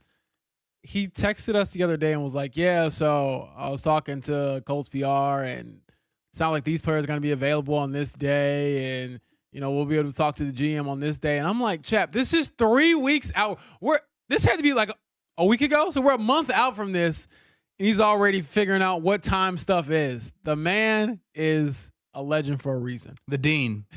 We have brought this up here throughout the show. You look back on that Peyton Manning again. Do you keep him in 2012 and just the different tentacles off of that? Had you traded the number 1 overall pick, which ended up being Andrew Luck, the St. Louis Rams traded from 6 to 2 to back from 2 to 6, I should say, with the Washington Redskins, and they got 3 first-round picks and a second for that, and that was from 6 to 2. Can you imagine if a team would have moved from like 10 to 1, or Mike reached out and he said just play out that, had the Rams move from 6 to 1, just to kind of talk about it out loud here. The Rams picks, if you want to look at some of their first-round picks kind of in that area, Tavon Austin, they did draft one Aaron Donald in 2014. You have Todd Gurley, I think, had a nice little run there for a little bit. That would have been kind of some of it. And again, I think you obviously would have taken some of those picks and probably tried to trade for veterans to bolster the short window that you would have had with Peyton Manning there for the, couple of years in there. But it is interesting just to think back on like what that trade could have looked like. I mean, it would have been one of, if not the biggest trades in NFL history, bar none, in my opinion. Yeah, the haul would have been just absolutely insane. But at the same time, we've had a lot of people chime in throughout this morning and kind of, toe the line between hindsight's 2020. But if we could go back, yeah, we probably would have taken Peyton Manning. But to your point, the roster isn't just about him, especially in a sport like football. You can have the quarterback, but like you always pointed out throughout the show, the protection. This dude wasn't going to run. This Peyton Manning's game was not being mobile. It was being protected and being precise, being quick. But, yeah, you wonder about the protection things. And also for a guy who's coming off a neck thing, the protection stuff wasn't just – or would, in my opinion, would not have been just an issue for Andrew Luck, but also for Peyton Manning, because the last thing you want to happen with him is getting hit. I was listening to you and Jim Aiello the other day on your podcast. You guys were ranking the Colts positions for this coming season. Uh-huh. And you're number 1. Did you go corner or O-line? I went corner. I was thinking about that exercise in my own mind, listening to you guys kind of go through it. To me, I'm curious if you would agree with this. I think there's a big drop after corner and O-line. Yeah. I think that there's a significant drop. Like I actually made the exercise kind of hard, honestly. And I get, some would say, maybe running back, tight end. This is Blake Groupie erasure and Spencer Schrader. Don't forget our specialists. I had my specialists in the top 3, baby. Well, yeah. The Rigoberto Sanchez, are you kidding me? Luke Rhodes? Specialist should be number 1 if you want to go down that path. But I think with running back and tight end, it's just so one player dependent. Yeah. And that would be maybe some of my fear in putting those positions. I guess I just think there's a big drop from the first 2 to 3. Really what concerned me too was the back end of the list, going with like the weakest groups. And I think my bottom 2 were defensive end and linebacker. Yeah, DN, which again, you just can't. Linebacker is more of like, I just have question marks. Like I haven't seen you guys play together. I do think that they will be fine. But defensive end, I think there's real concerns there beyond just lack of experience. It's lack of players, playmakers.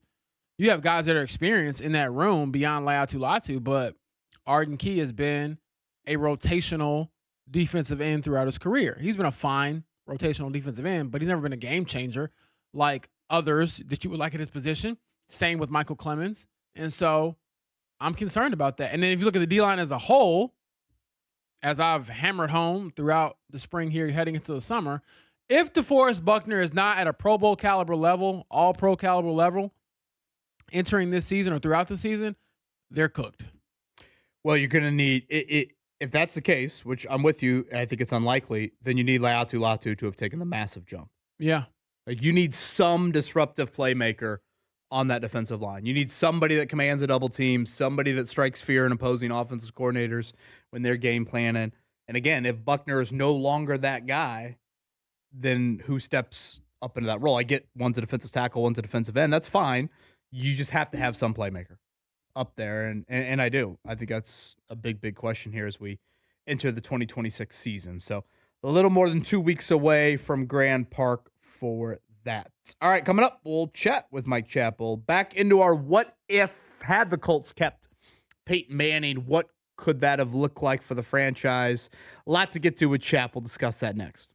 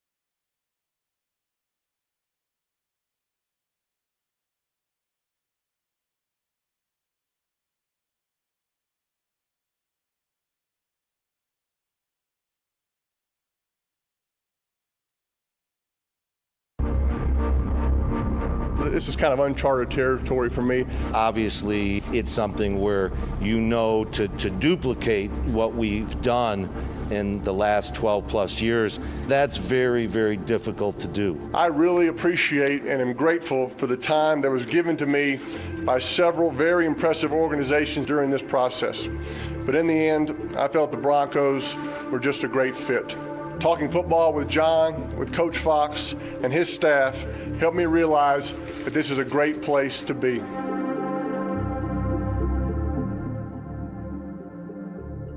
That's our latest in the What If Summer Series. What if the Colts didn't cut Peyton Manning back in 2012? I distinctly remember, Mark, I know you played more of the audio a little bit earlier from that final press conference where you had a very emotional Peyton Manning thanking Colts fans, which I always found kind of outrageous for allowing him to be their quarterback. Distinctly remember where I was inside of the Kelly School of Business and just got done with the class and opened up my laptop. Probably one of the first times I'd ever watched something on my laptop like that. And a man that was in the building, of course, and covered that entire story. And we really, really appreciate him waking up early on this Thursday morning with us. Mark, you said he had just woken up a minute ago? Yeah, and I said you guys all owe him beer now when he goes to Westfield. A Subway gift card is coming his way. He is Mike Chappell with us here from Fox 59 and CBS 4. Chap, good morning, sir. How are you? We are well. Thank you for entertaining us here on this Thursday morning. I'll leave it rather open-ended because I was James and I, not to play the age game, but we obviously were a little bit on the younger side when this story was so prevalent. How much of there do you think was a legit debate from the Colts internally on whether to keep Peyton or not after that 2011 season? Not much. I really don't think. See, people have to realize this wasn't, do you keep him or not?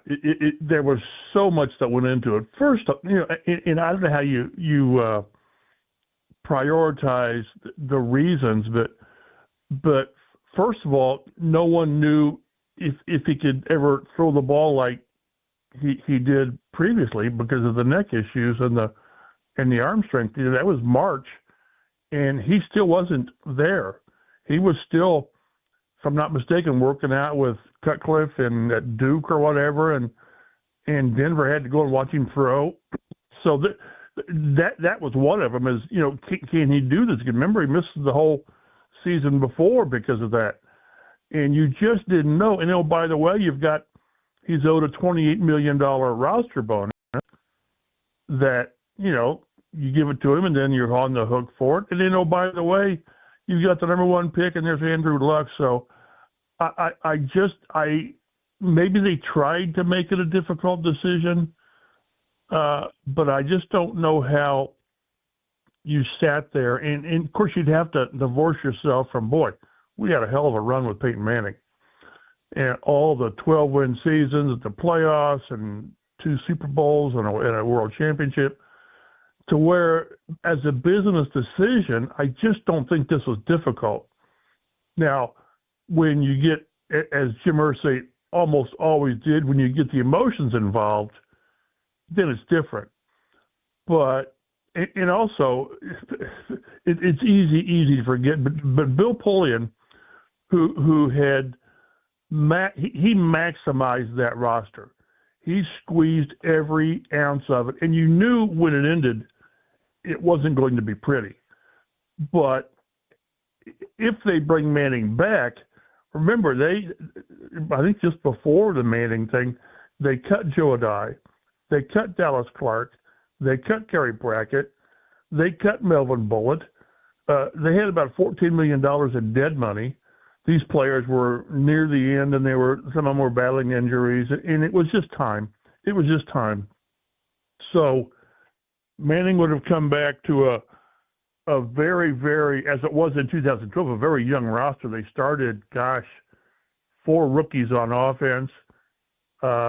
Free agency brought in, was it Samson Sattelli and Mike McGlynn? And that line gave up 46 sacks with Andrew Luck. So what would Peyton have endured? So But to the point, I don't think it was a difficult decision. Yes, it was a hard decision, but to get there, anything else would not have made sense. I remember Bob Kravitz and I at the time argued, and he was right. He said, "But you go with luck. You go with a generational talent that might be here for 12 years, 15 years." And I thought, man, if I knew I could get 3 more years out of Manning, that's what I would do.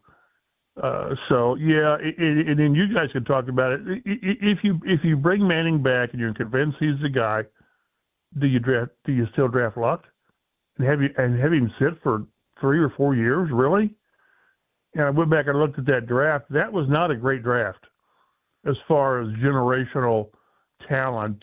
You had RG3, but Luke Kuechly, Stephon Gilmore, really, really good players. Well, Kuechly's in the Hall of Fame, but not the kind of guys that you build a team around, or do you trade it? And the Dean, Fox 59 Colts reporter, the room is named after him over at West 56th Street. He reminds us of that often whenever we get out of line.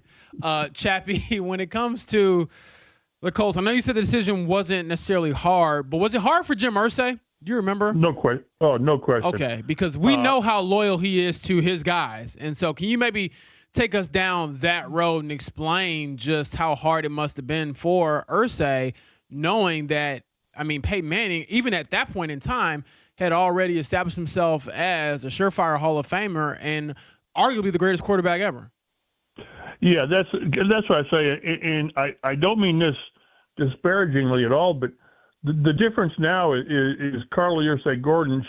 She doesn't own, she doesn't do the ownership as much from emotion. She's more calculated, and that calculated can be a bad word, and in this instance, I don't mean it to be. But Jimmy was more. There were more emotions involved in bringing back players and how he dealt with everything. And he and Peyton were close. I remember one of the cool stories when all this was going on during the draft is how before the draft, it was in March or maybe early April, and they got together down in Miami at a restaurant, and I think it was just Jimmy and Peyton, and Jimmy mentioned how Peyton was the one sort of doing the interviewing, and they were talking, and at one point, he told Jimmy that if you draft me, I'll win for it, and if you don't, I'll come back and kick your butt for 10 years. And Jimmy just said that it just made the hairs on the back of his neck stand up, but they were always close, and you could see that, and that's why it was so difficult. Is Jimmy kept clinging, I think, internally to maybe, but I just don't think it was ever realistic, again, for everything that went into it.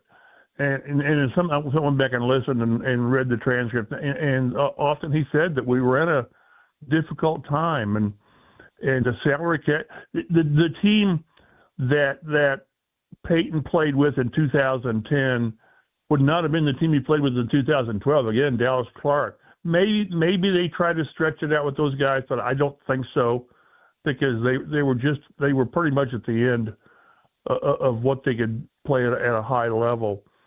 So, and they had to remake the offensive line. But the thing with Irsay, the connection is, it's not sappy. It's sincere. It was deep, and that was in my mind, one of the unfortunate byproducts of the decision to release him is that it really cut deep to Peyton, that they just cut me. And I think how do you not take it personal? I mean, he had to, and he did.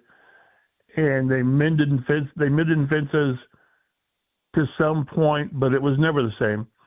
And I think Jimmy wanted it to be the same, or thought it was the same, the relationship, but it just wasn't as deep. That's not to say they didn't talk. They did. They were still friends, but something had gone away from the friendship, the relationship, just because of the move. And again, it was such a strange several months, because I still remember being on the campus at Anderson University in July of 2011, and they had just signed Peyton to a 5-year, $90 million contract, and he's up there. And this is after all the surgeries. And he said, I appreciate this, but I'm looking forward to being a Colt for life. And then we went to him not playing that year. One of the great lines of all time. You maybe you guys played it, and Kevin referred to it, where I want to thank you for allowing me to be your quarterback. My God, what a great line that was. To what he did at Denver, and if he comes back in 2012, then the ripple effects is how is the draft the same? I mean, I guess you could say you still got T.Y. and Dwayne Allen and Kobe Fleener. Vic Ballard was your running back, and he was pretty good till he got hurt. So, but what I was looking, they were his 4 years in Denver. They were 50-14. Sounds familiar to what they were during his heydays here. 4 playoffs, 2 Super Bowls, and a win. In Luck's first 4 years, they were 41-23 with 3 playoffs, AFC Championship game. The first 3 years, they were 11-5. So, but I do not believe at all that Peyton could have gotten this team to 11-5 in 3 straight years, just because Luck was doggone. NFL Network during the off season, they'll do these replay games, and one they showed remember the KC game in the playoffs when they got down 38-10 and they won 45, 44, whatever it was, because of Luck and T.Y. and unbelievable stuff. And then they showed the Detroit game in his rookie year when they won. Remember the last play of the game on the little flip to Donnie Avery, and I just don't think Peyton at that point in his career could have done those things, because Luck was on another level early on. So, but it's really it's intriguing to think about all that, the what ifs, and I guess you say it. Boy, can you say it worked out best for both sides? I don't know, because Denver did have more success. Denver's roster was better at that time than the Colts was, but. To go back to my point, I just don't think that internally they could talk themselves into any other, consequence than what they did. We're having some fun with the What If series here on this Thursday morning. We're going down memory lane here. Mike Chappa with us. What if the Colts had kept Peyton Manning? Chap, again, all these little branches that we bring off these stories, hindsight is uber 2020 with all of them. And like a what if I've had is, what if the Eric Fisher draft was that draft? Oh, there's no question. Timing is everything. Would that have influenced? And again, I get the financial situation wouldn't have changed, but if the Eric Fisher draft is that draft and you don't have the generational quarterback sitting right there for you, would that have impacted anything? Boy, I want to say no, because everything else would have been in place. Peyton's and primarily the $28 million. Yeah, but who are you passing the torch to? Andy Dalton in round 2? And we've seen how that works here when you're trying to find it. No, you're right, but at least you would have had somebody maybe that could throw the football. And at that time, Peyton couldn't do a whole lot. That's really interesting, because I've always said, life's about timing, and the Colts bottom out in 11, and who's sitting there for them? Andrew Luck. Well, then was it the year after? Then Kansas City's awful, and who's there at the first pick? A left tackle, and he didn't pan out early on. So it's like when they were god awful in '97, there's Peyton Manning waiting for him, who happened to just stay in school an extra year for him. So Irsay, we always joked that Jimmy made some kind of a deal with the football gods, and they said, okay, you got Peyton, and we'll give you Luck, and then you're on your own, buddy. But no, that's what's so cool about the off season and what you're doing is what if. I always thought about, like with the Colts, like players, what if injuries? What if injuries not happen? I don't know who you put at the top of the list. Probably Luck. With if he stays healthy, what if Bob Sanders, Steve Entman, people like that. It's on and on and on. But it is cool to do because you just wonder what would have happened. And again, in that 2012 off season, They get rid of Pierre Garçon. They keep Reggie Wayne. Right. Because they thought that Luck needed that security blanket, and Reggie only had like 1,300 yards. So he and Peyton would have done that again. They would have done. They may have had more than that, but I don't think they would have won at the level that Luck did. So a lot of stuff goes on, but that is so cool to do. What if Hank Baskett doesn't take that onside kickoff with face mask? That one still boils me. They'd have won by double figures in that game. But that's what's cool to do is to think about it, and the Peyton Manning one is such a cool thing because it sort of worked out for both teams until it didn't when Andrew Luck retired. And I guess lastly, Chap, and thanks for the time. So timeline-wise, he was due the roster bonus in March, and then he kind of does his summer tour of teams, and that's when I guess these teams realize, oh, wait, he can throw the football. There is something left in the tank. Is that kind of how it went? Like, again, well, I was looking at that. They cut him on, what was it? It was like March 9th or something like that because of the roster bonus was due. But he signed with Denver almost immediately. Did he really? They released Manning March 7th, and then they released a dying of those guys March 9th.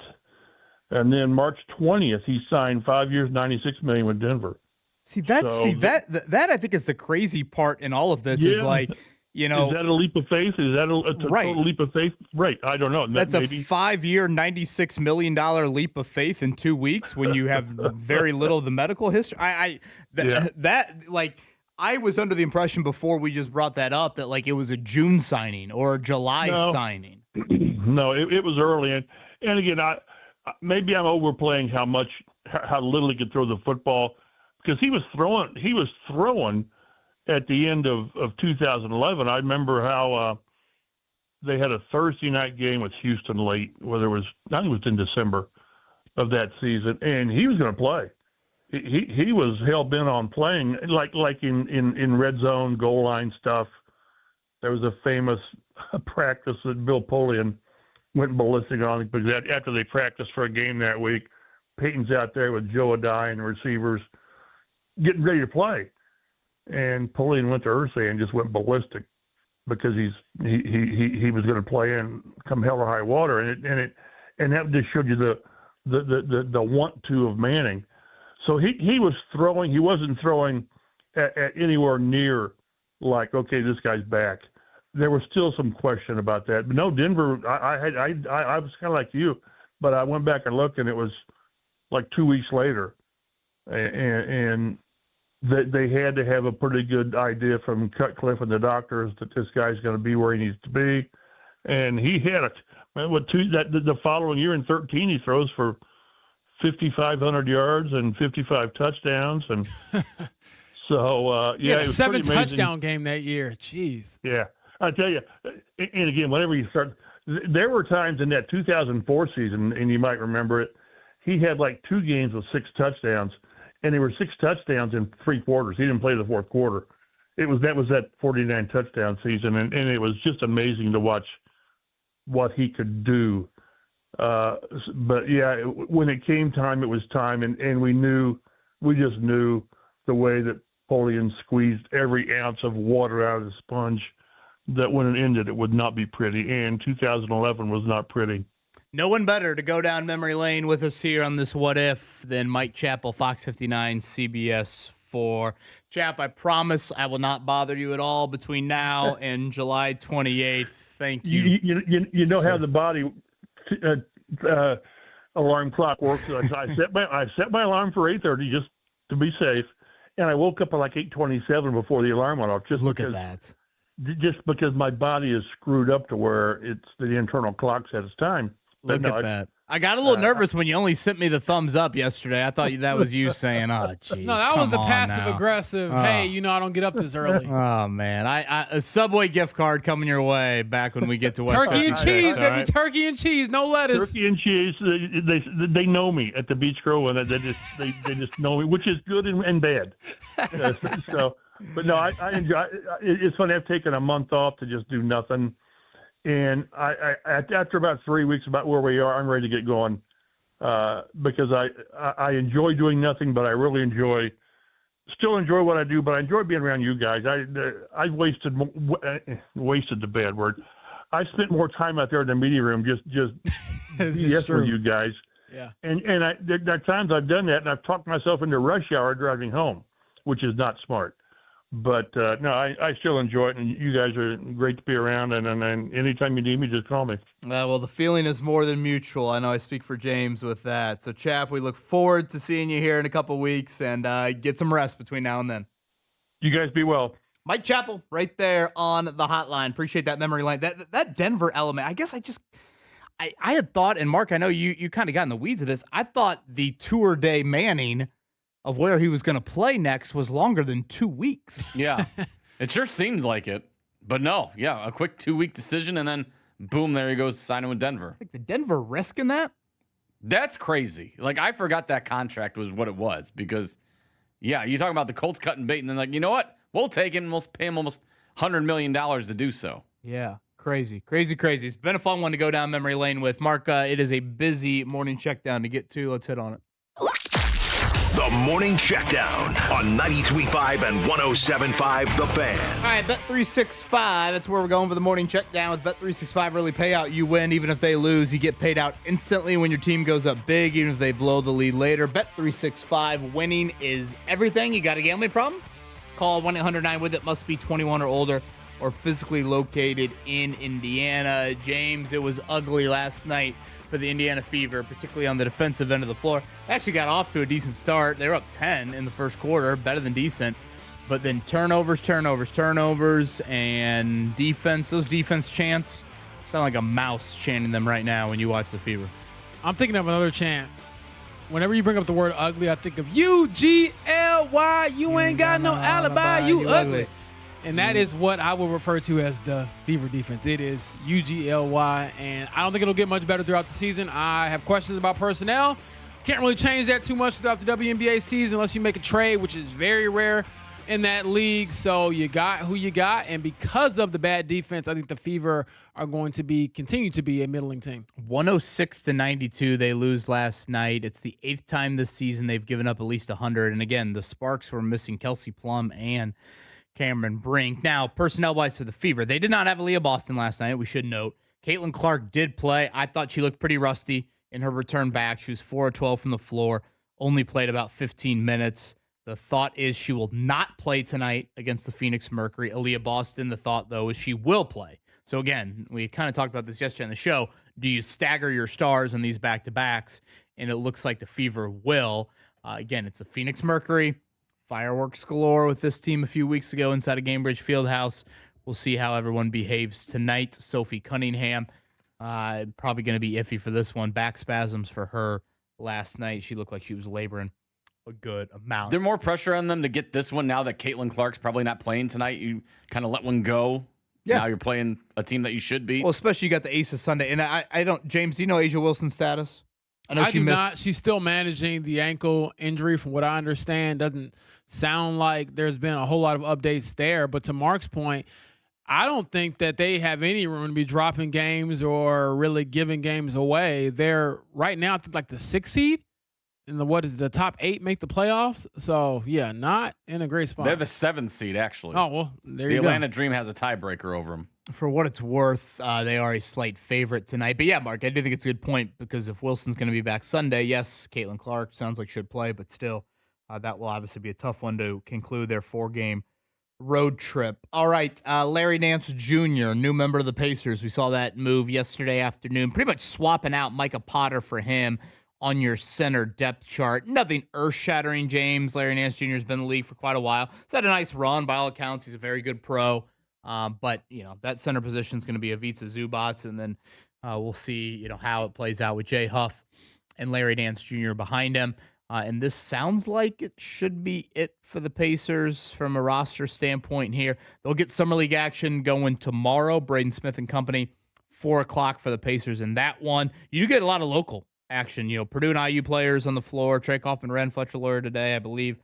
Lamar Wilkerson with the Oklahoma City Thunder as well. And then tonight, if you would like to watch, might be a torture watch, but Darren Peterson, AJ Debonsa, 9 o'clock on ESPN. Peterson has been very good here in the Summer League. World Cup today, it's Mark versus James. France and Morocco, 4 o'clock today. Mark, does your France machine continue?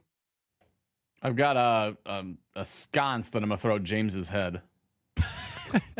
Unbelievable. A crepe coming your way, my friend. Oh, ho, ho. Take one of these, my friend. You cannot make up what he adds to our show. Mark, you are hilariously amazing. And I'll just eat my little crow on that one.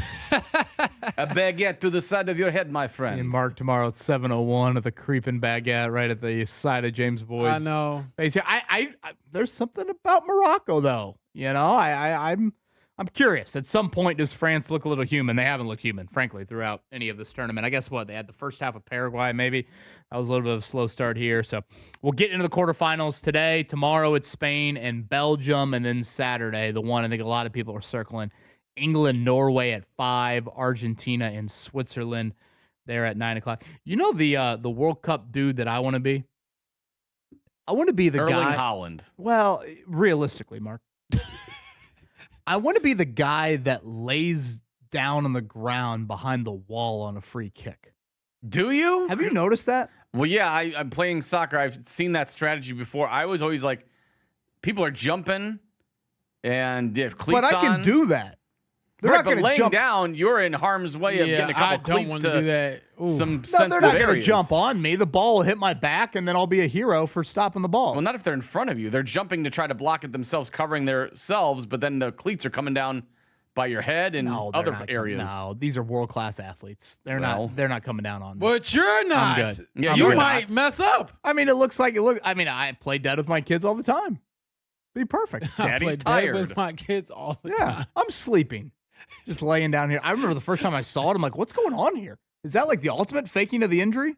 But I guess that sometimes they go underneath, right? Yeah, so it's just be a blockade. Yeah. A human blockade, meat shield. It's interesting how that is. Wimbledon action going on right now. Coco Gauff just got smoked in the opening set here. Now she is up early here in set 2 and actually has a break point as we speak right now. It's the semifinal here. She is the best seeded player left on the women's side of the bracket. She's never won Wimbledon here, but it was a very quick first set, 6-2. She lost that one, so we'll see if she can get an early break here. In set number 2, as she tries to do what she did in the quarterfinal, where she lost set 1 and come back and win that. On the men's side, you had Taylor Fritz, the last American, get just drilled yesterday, 3-0. So Andy Roddick, the 2003 U.S. Open, the last time an American male has won a Grand Slam. And James, yesterday, a news item from the Colts, Adam Vinatieri up into the Ring of Honor. Well deserved. He is a legendary kicker, widely considered the greatest kicker to ever play in the NFL.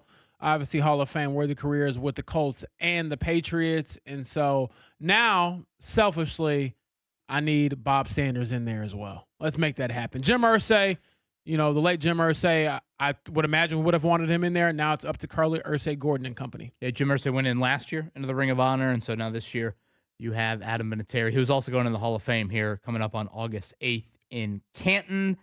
Major League Baseball yesterday, Pete Crow Armstrong, Mark, hell of a season for him. 2020 club, home runs and stolen bases. So he's making a very good June into a very good July so far. Reminder, Indianapolis Indians at home. They did lose to Toledo yesterday, but coming up Saturday, the 30th anniversary. Enjoyed going down memory lane with Howard Kellman a little bit earlier, the longtime voice of the Indians. Pretty iconic voice, frankly, in our sports market. So you can check that out coming up on the podcast. And if you missed it, Mark, we've spliced that out, right? Just the Ronald Norred portion. Yes. Of yes. yesterday. Christian did a great job of splicing that out. So if you just want the full 35-plus minutes of Ronald Norred with us yesterday, you can get that. And is that on YouTube as well? Did we? That I'm not sure about. I can check. Yeah, we should do that as well because Ronald Norred was in studio with us yesterday. So thank you to the Butler head coach for that. All right, coming up on the other side, much more to get to. We got some lingering what-if thoughts, and I know a lot of people have some interest in. We'll hit on that here on what looks to be a nice Thursday morning as we get a weather update here from Fox 59. We are tracking a warmer and muggier day for central Indiana. Partly cloudy skies with a high at 89 degrees this afternoon. Scattered showers and thunderstorms arrive overnight with a low near 70 degrees. I'm Fox 59 meteorologist Amber Hardwick for The Fan.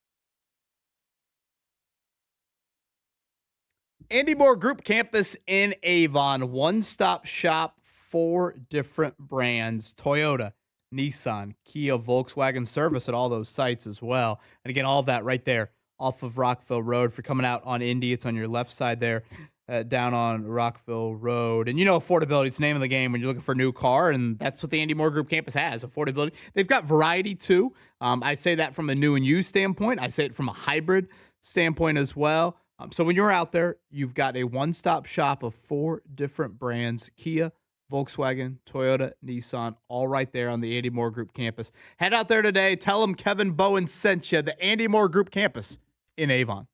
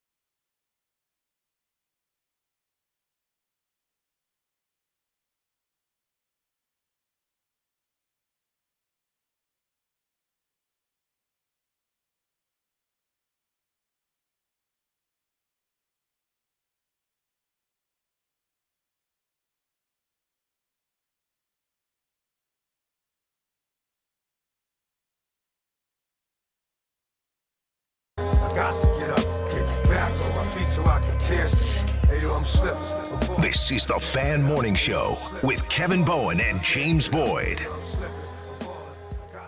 You know, as much as I want to be the lay behind the wall guy on a free kick in the World Cup, you know who I don't want to be in the World Cup? The referee. I know I wouldn't want to be the guy pulling the card. Dude, I don't want to be the ref at all. I think it's the hardest job in sports. I think their refereeing is even harder than basketball, football, because you got one ref for 22 dudes. That's what I'm saying, and you're running around the middle of the field. That's a lot. I mean, just think about the math. How many refs do we have in the NBA? We got 10 dudes on the court. What do we got, 3? Got 3 refs. In a 90 feet area? Yeah. I think football, is 6 on the field? I mean, God.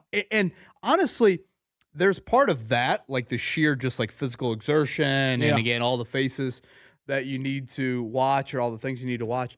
But it's also the player-ref interaction. Like what is allowed? Like, can you imagine if we saw an NBA player, like it's Caitlin Clark times 100 with how these players react to calls right up in the ref's face. And then it's like the ref's like telling everybody to shoo away, and then the captain's allowed to come in, and then like the captain's the only person that can speak, and then they're giving cards to the coaches on the sideline, and oh my gosh. And then they have to take out their little pad and they write down, like, are they really writing down like yellow, Dykton? Well, he's getting a red, you know. But what the hell? A straight red? Yes. I'm going to the president then. We're fighting this thing to the top. Well, with your HR history here, it probably wouldn't be the first time.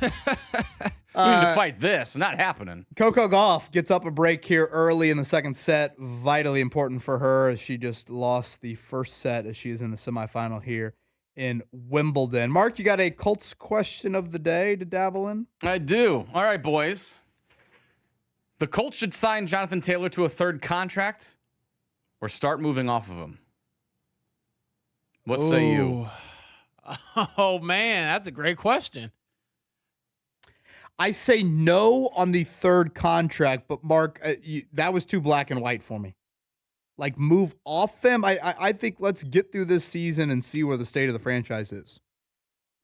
Right. So you're going to let him hit free agency though, well, because he's a free agent at the end of the season. Sure, or I could, maybe Alec Pierce it up, try to get it done before the start. I get that if you don't extend a guy, you're going to let him entertain offers, tampering or not.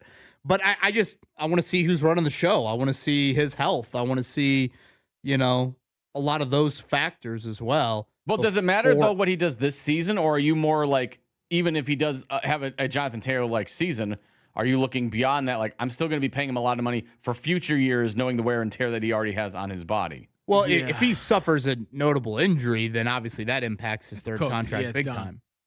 So I would say no as well, Mark. But, and I was talking about this with Kevin during the break, if I'm Jonathan Taylor, I'm not so sure I'm not raising a little bit of hell from training camp. Don't scare me like that.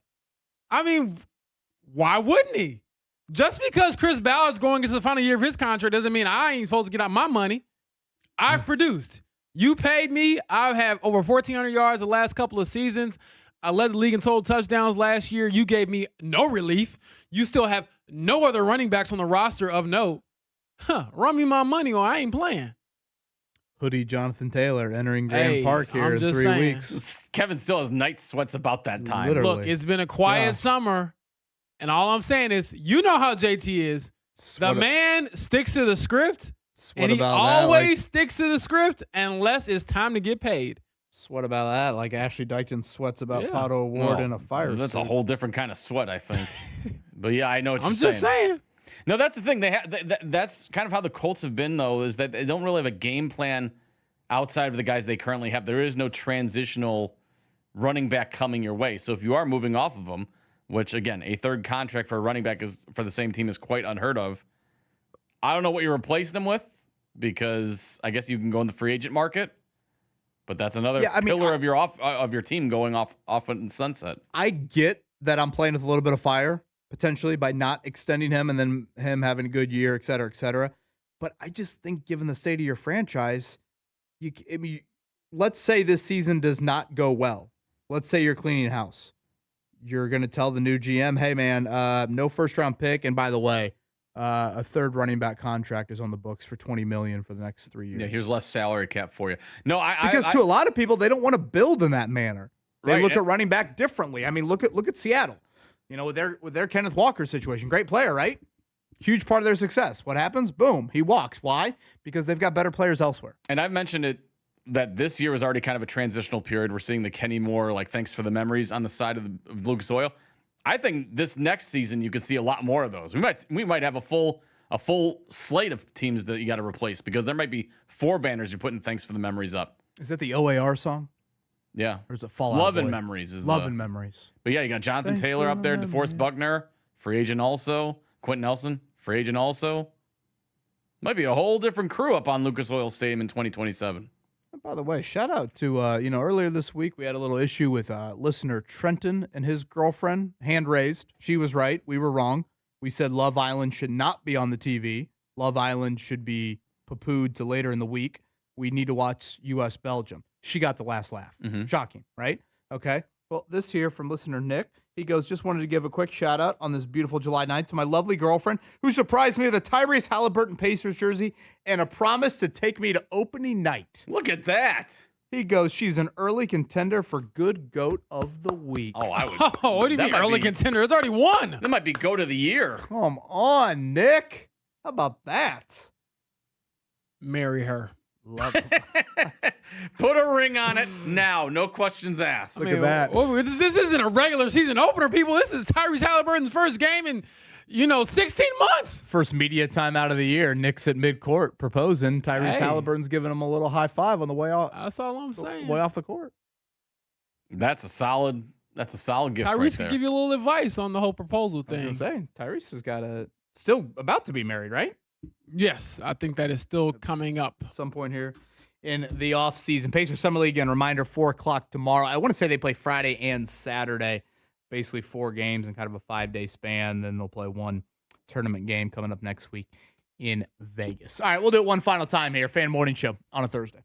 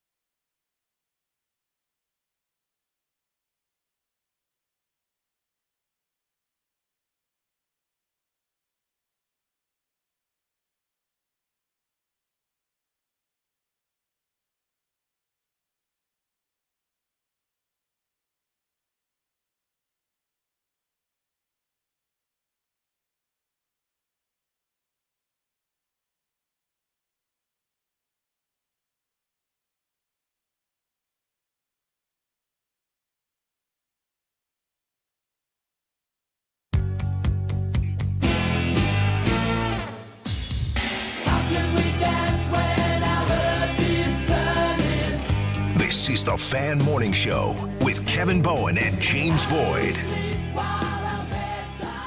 Over the text line, Alec was bringing up during the break, why can't they give Jonathan Taylor a multi-year deal, not a long-term deal, to kind of go back to Mark's question of the day. I would assume, Taylor probably views it as this is my final big payday in the NFL. Yeah. So let's milk that for all it's worth. Run me my money. Of course, Alec counters here of, heavy guarantees on a 2-year deal. Then he can hit the market to cash in one more time. Boy, how many times do you see a running back in today's NFL cash in 4 different times? I was going to say, if your name is not Derrick Henry, I doubt your chances of that happening are very high. Yeah, but I'll be curious, and you brought this up to me a little bit, James, just leverage-wise. It's not the same as 3 or 4 years ago. Organizationally, the Colts aren't in the same position, and Taylor is not in the same position either. He still has some leverage, but still. This is again, I think it has nowhere near the amount of venom it did a couple summers ago, but I'm unsure of how it's going to play out. So I am curious. It could always get a little more venomous. Money makes things different, KB. And so I know that JT made it very clear to us. I want to be a Colt for life. I want to be here. They know this. How much do they know this and recognize it, and how much they're willing to pay to make that perhaps a little bit closer to reality? This from Pelk, this is getting into our Pacers offseason. He goes, I still want the Pacers to make one more move since Micah Potter's been waived. Opens up the vet minimum. Someone like DeMar DeRozan is intriguing to me. And he says this does open up trading Walker or Shepard. Hey, is that where DeRozan's at in his career?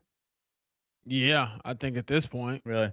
He got waived by the Kings, so he's kind of just out there. Is that too, I don't know, or him and Oubre too similar? Yeah, I don't think no? the Pacers are going to be targeting DeMar DeRozan. Yeah. I also don't think that he's going to be playing for the minimum. He is a Pacers killer, though. The couple times he was in Gamebridge, man, he was dropping dimes. I was there that year on Christmas Eve when he hit the one-legged three. Wild finish. And I still go back to, sometimes just be better. It's better to be lucky than good, because he forgot how much time was on the shot clock, or really how much time was left in the game. Because he walked it up. They're down. They're losing, and he just chucked the one-legged runner, and it's game. And I was like, wow. Only guy in NBA history to have back-to-back game winners at the buzzer in 2 different years. Coco Gauff wins the second set convincingly. So we'll go to a third set here. Both of these sets have been blowouts, 6-2, 6-1 so far, and splitting the opening 2. So we'll see if Coco Gauff can get it done again in the third set as she tries to punch her ticket to the Wimbledon final. Reminder schedule-wise for today, France and Morocco, 4 o'clock. That's our first quarterfinal. We're going down, Mark. Foxborough, that's Mark Dykton versus James Boyd. I do not think so, James. In our World France Cup. loses, I'll dress like a mime tomorrow. How about that? Oh, my gosh. Okay. I would love that. Boy, I'm all over Morocco now. I think the girls would like painting your face for that. Hammer the Moroccans after hearing that. And again, Fever, Mercury, it's a back-to-back. The thought is no Caitlin Clark, possibly no Sophie Cunningham. We'll see after those back spasms, but a yes on Aaliyah Boston. So, again, our pregame coverage, 9:30, it will begin, and tip time is 10 o'clock on that one. And if you'd like Darren Peterson, AJ Debonsa, 9 o'clock, little summer league action with that. By the way, I've never thought about taking anything out of our community refrigerator right here. Okay. But I just saw 2 cold blue Powerades sitting in there. Oh. And it's the first time I ever thought of it. Look out. Man. It's the first sign of temptation. KB's going to the slammer. I decided not to. My hands are raised. I'm clear. I'm going to walk out. I'm not going to touch him, but I thought about him. So we got to get to the bottom of this. Who's teasing you here on this Thursday morning? 32 ounces? Oh, yeah. Man, I'm jealous of that person. Thank you to Howard Kellerman. Thank you to Mike Chappell, our What If series up on the podcast.